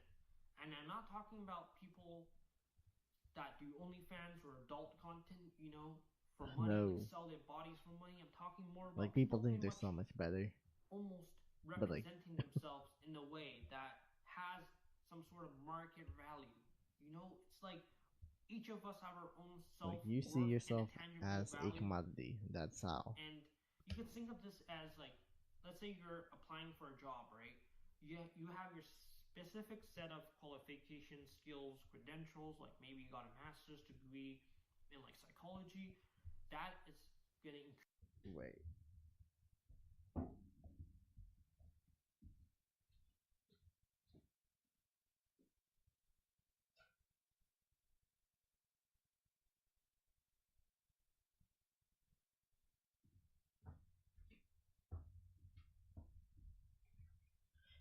And yeah, I mean, that really is like part of my critique of capitalism, in particular, just like everyone is a commodity, and that's how we see ourselves by like the work that we do, by the um by what we produce, rather than how we act, our kindness towards others, etc. Like basic things that's why people don't have basic decency. When we live in a world that just like makes everything a commodity, and I really do mean a world, because with this post-colonial paradigm that we have, capitalism is just the norm. Even China and Russia and the East participate in this sort of capitalism. You basically have to dehumanize yourself just to like fit in, and it's disgusting that's where we are, and that's how the people in power have taught us to be.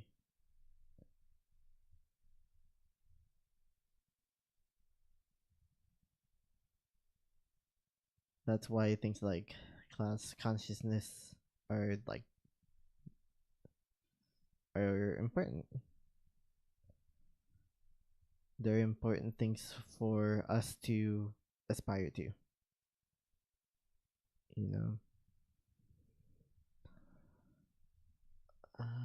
Shoot. I've hit it. I have hits.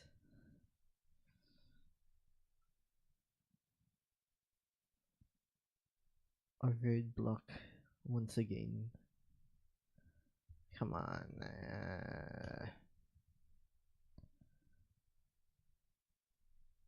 That's crazy.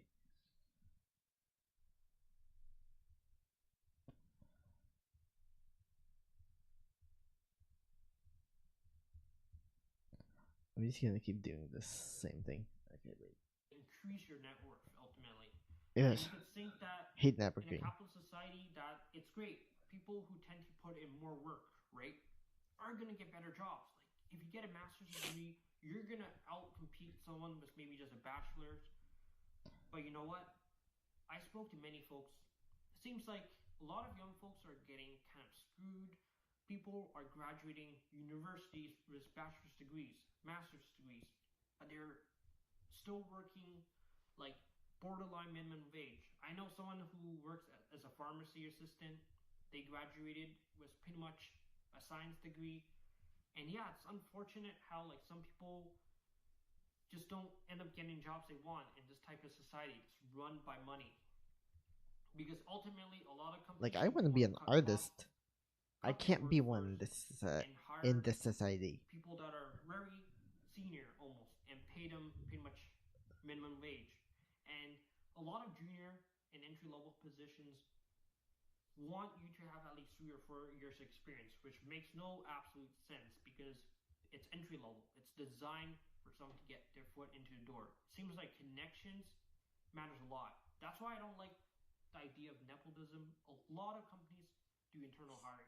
They only specifically target people that are willing to stay loyal and work less than they actually are deserved, right? It's like a lot of companies want to almost downscale their workforce and pay people as little as possible. And I feel like a lot of people are exploited, right? The amount of money they should be getting paid is not sufficient enough. And it's just unfortunate that a lot of people nowadays are getting like absolutely gutted. It's pretty much modern slavery in a nutshell. And And yeah, people don't don't get me even started with realize that they how deserve better. divided we are as human beings. Like, holy crap, so many people have extremist views. Like, some people get super heated up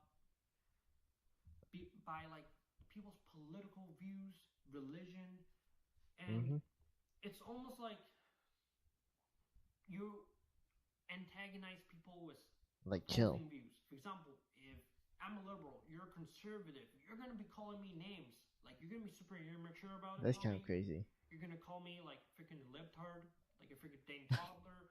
Like, it's like You get called that all the time nowadays. online. And it feels like Like, these people have no home training. They don't know how to act. Like, just people in general. They don't really look at the bigger picture. For example, we all know Donald Trump, right? We tend to see him as the enemy of the world. He wants to tariff this, tariff that. He's gonna tariff the freaking air. You know, he might tariff freaking Mars, but basically, you have to understand this. People like Donald Trump are a symptom of a flawed society, alright? If you look at it, both the left and the right, which is... I get what he's trying to get to, but... No, people like Trump are the reason why this society is as completely messed up as it is. Pretty outdated term. There's also the vertical spectrum you can go through. But basically, regardless, if you're a liberal, Democrat, socialist, or a Republican, conservative, you're gonna ultimately still be in the capitalist party. All these parties are pretty much a capitalist party because they are. You can't escape capitalism, man. Like, let's say you can. like the Democratic Party in the United States. That's pretty much if you can. Democratic Capitalist Party. Do yourself a favor. It's unfortunate how you can't really escape money in this type of society. Imagine if you had a different system, like a barter system where you trade like raw goods. I don't know. I guess capitalism works. I guess a lot of people just kind of accepted the fact capitalism is fine because it's the system that works, right? But sometimes we need to really think deeper about it to see if it's really worth it. Like, I know a lot of people suffer from mental health nowadays because it's almost like we're forced to behave a certain way, think a certain way. Feels like it takes away our own autonomy. We are pretty much treated as pretty much full-time workers. We don't really have our time to explore ourselves. For example, if you're a kid, your parents or your neighbor are probably going to ask you, like, what do you want to be when you grow up? And you'll probably say, hey, I want to be a firefighter or an astronaut. They're not going to say, like, who do you want to be when you grow up? Because our entire life is centered around the career. Which also what job do you want to have when you grow up? Like, which I did not want any of this video. Pretty much, growing up. If you have higher intelligence, like IQ, or you have much more achievements in this type of society, you're going to be rewarded much more. Now, I don't think this is very fair because some people suffer a lot. It's not even 100% because they true. might have divorced parents. They might be because technically, yes, my IQ is like definitely higher than the average, but I'm not fit for this type of society. Because when you got like additional things going on, that can like lower like any benefit that like IQ could bring. And to be completely honest, IQ really does not matter that much. I mean, studies have literally shown that it is all about the effort that you put in when it comes to getting success, whether it be college, getting to college in the first place, whether it be um, sustaining a high GPA in college, whether it be, making decent money, right? It's really just about how you use what you got. Orphan. They might not be very rich. They might not have the proper Exactly. amount of money to afford education. So that means they're stuck in this constant negative Yep. loop, right? Our pretty much world is plagued with a lot of manufactured content, like social media. Yep. And unfortunately, a lot of people end up getting super addicted to it because it Uh-huh. helps serve as a distraction to reality. It's almost like we're living in a dystopian world, like a Brave New World, Almost. if you read that We book. are. And it also feeds on people's ego. A lot of people really defend So many their own people have like ideology so much ego. like there's no And it's like, tomorrow. why? Like, I feel like ideology is a very toxic concept in general. Like, I'm sure a lot of you. To be fair, even I do. Even if I recognize that in the Western context, I'm definitely more on the leftist side. I'm probably really extremely on the leftist side. But understand that, like, in terms of why I think this way, I mean, I've read my ancestors' histories. I've read what little pre colonial Filipino history there is available online. And just, yeah, in general. And so that's what's radicalized me. Because it's like, yeah, why would I want to agree with this type of system that we have?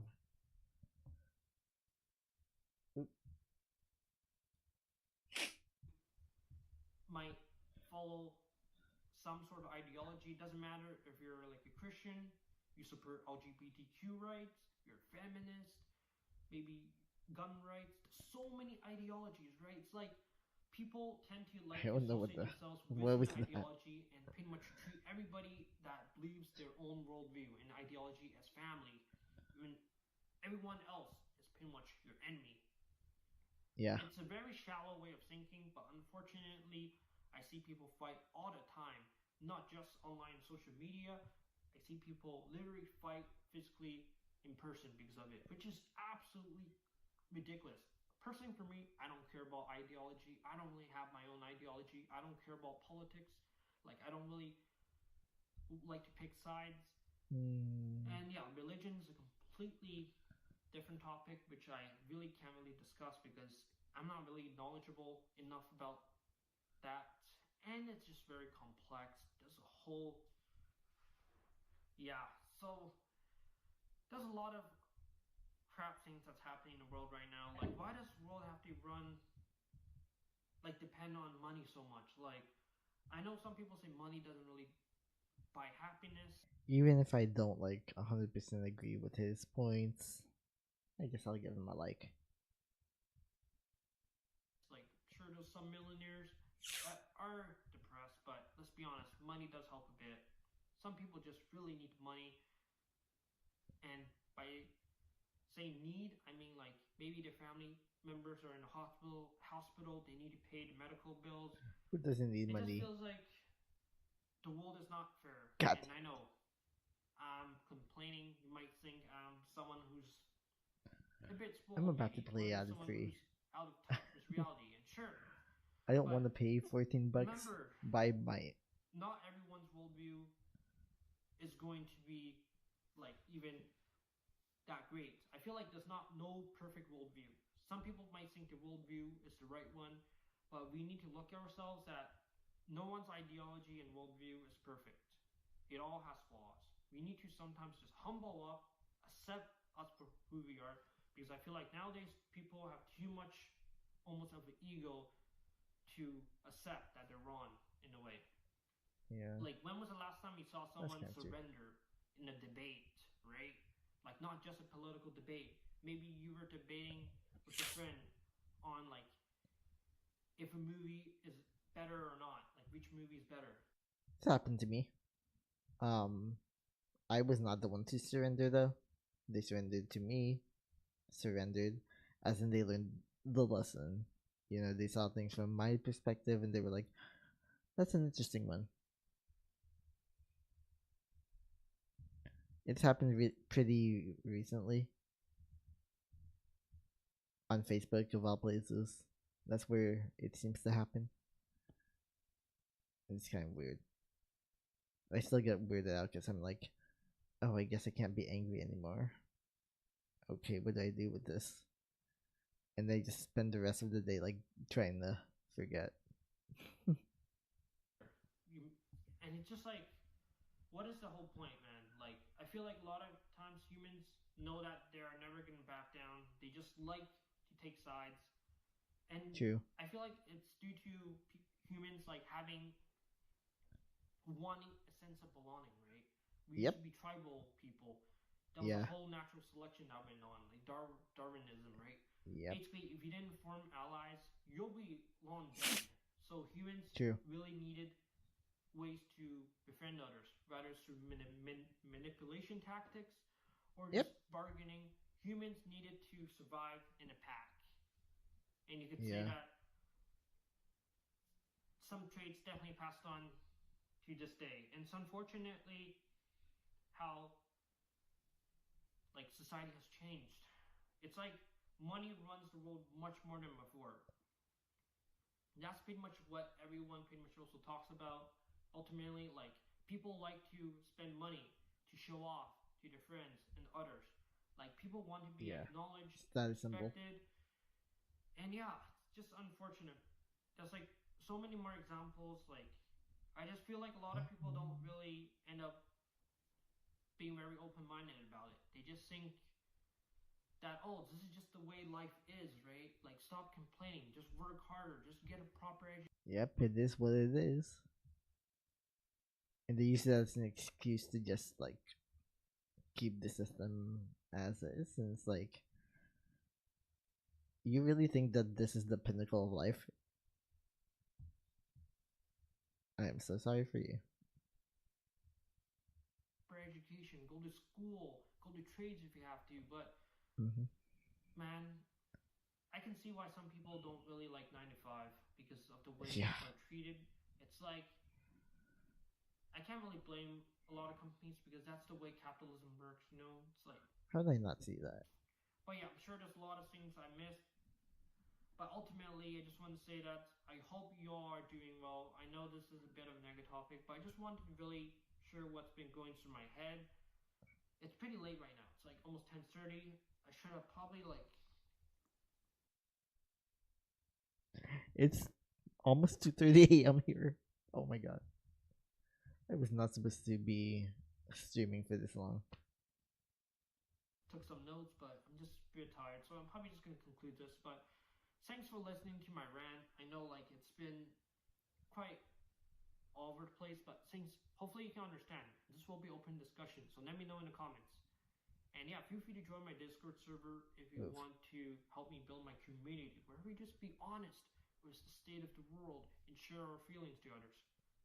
But yeah, take care all, and have a great rest of your day or night, depending on where you are. Peace.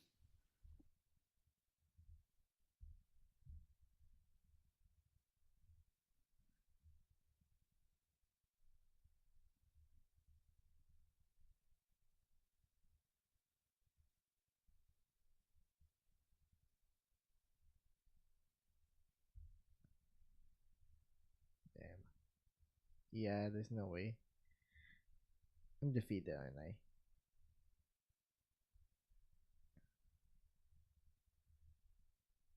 Damn it. Okay. I'm just gonna end it here. Almost 3.5 hours. Yeah, I was supposed to like take my nighttime medicine a while ago. So, well, this was a weird experience. It's weird, like streaming again. I still don't feel interesting, but I don't know. Maybe next time I have like a study day, which might be tomorrow, or it might be the day after. It depends. But I might just like stream that so then I can, I don't know, do something with my life. Alright, well, I'm gonna end this game. I'm going to close this window and then, uh, actually, uh,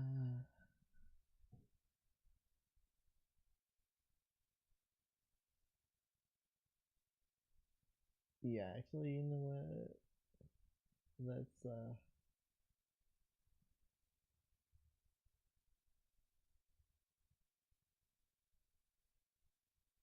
turn off my computer. Yes.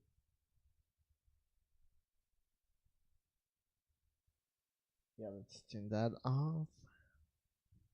Let's turn this off too.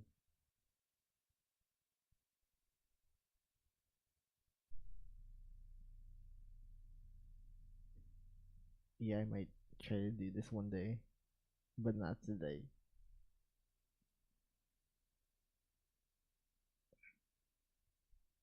It's so cold that like I can turn off that stuff, and my stream is still running. Neat.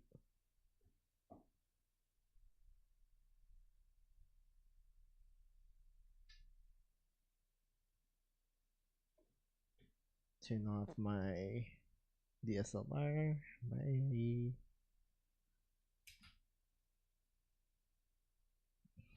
okay, that worked. I can also turn it back on. I have one viewer. To me, kind of messes with my head.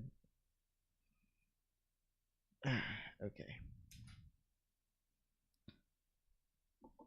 Well, it was a fun time streaming to myself. So I will tell myself to take care of myself and exercise self care. Alright then. See myself later.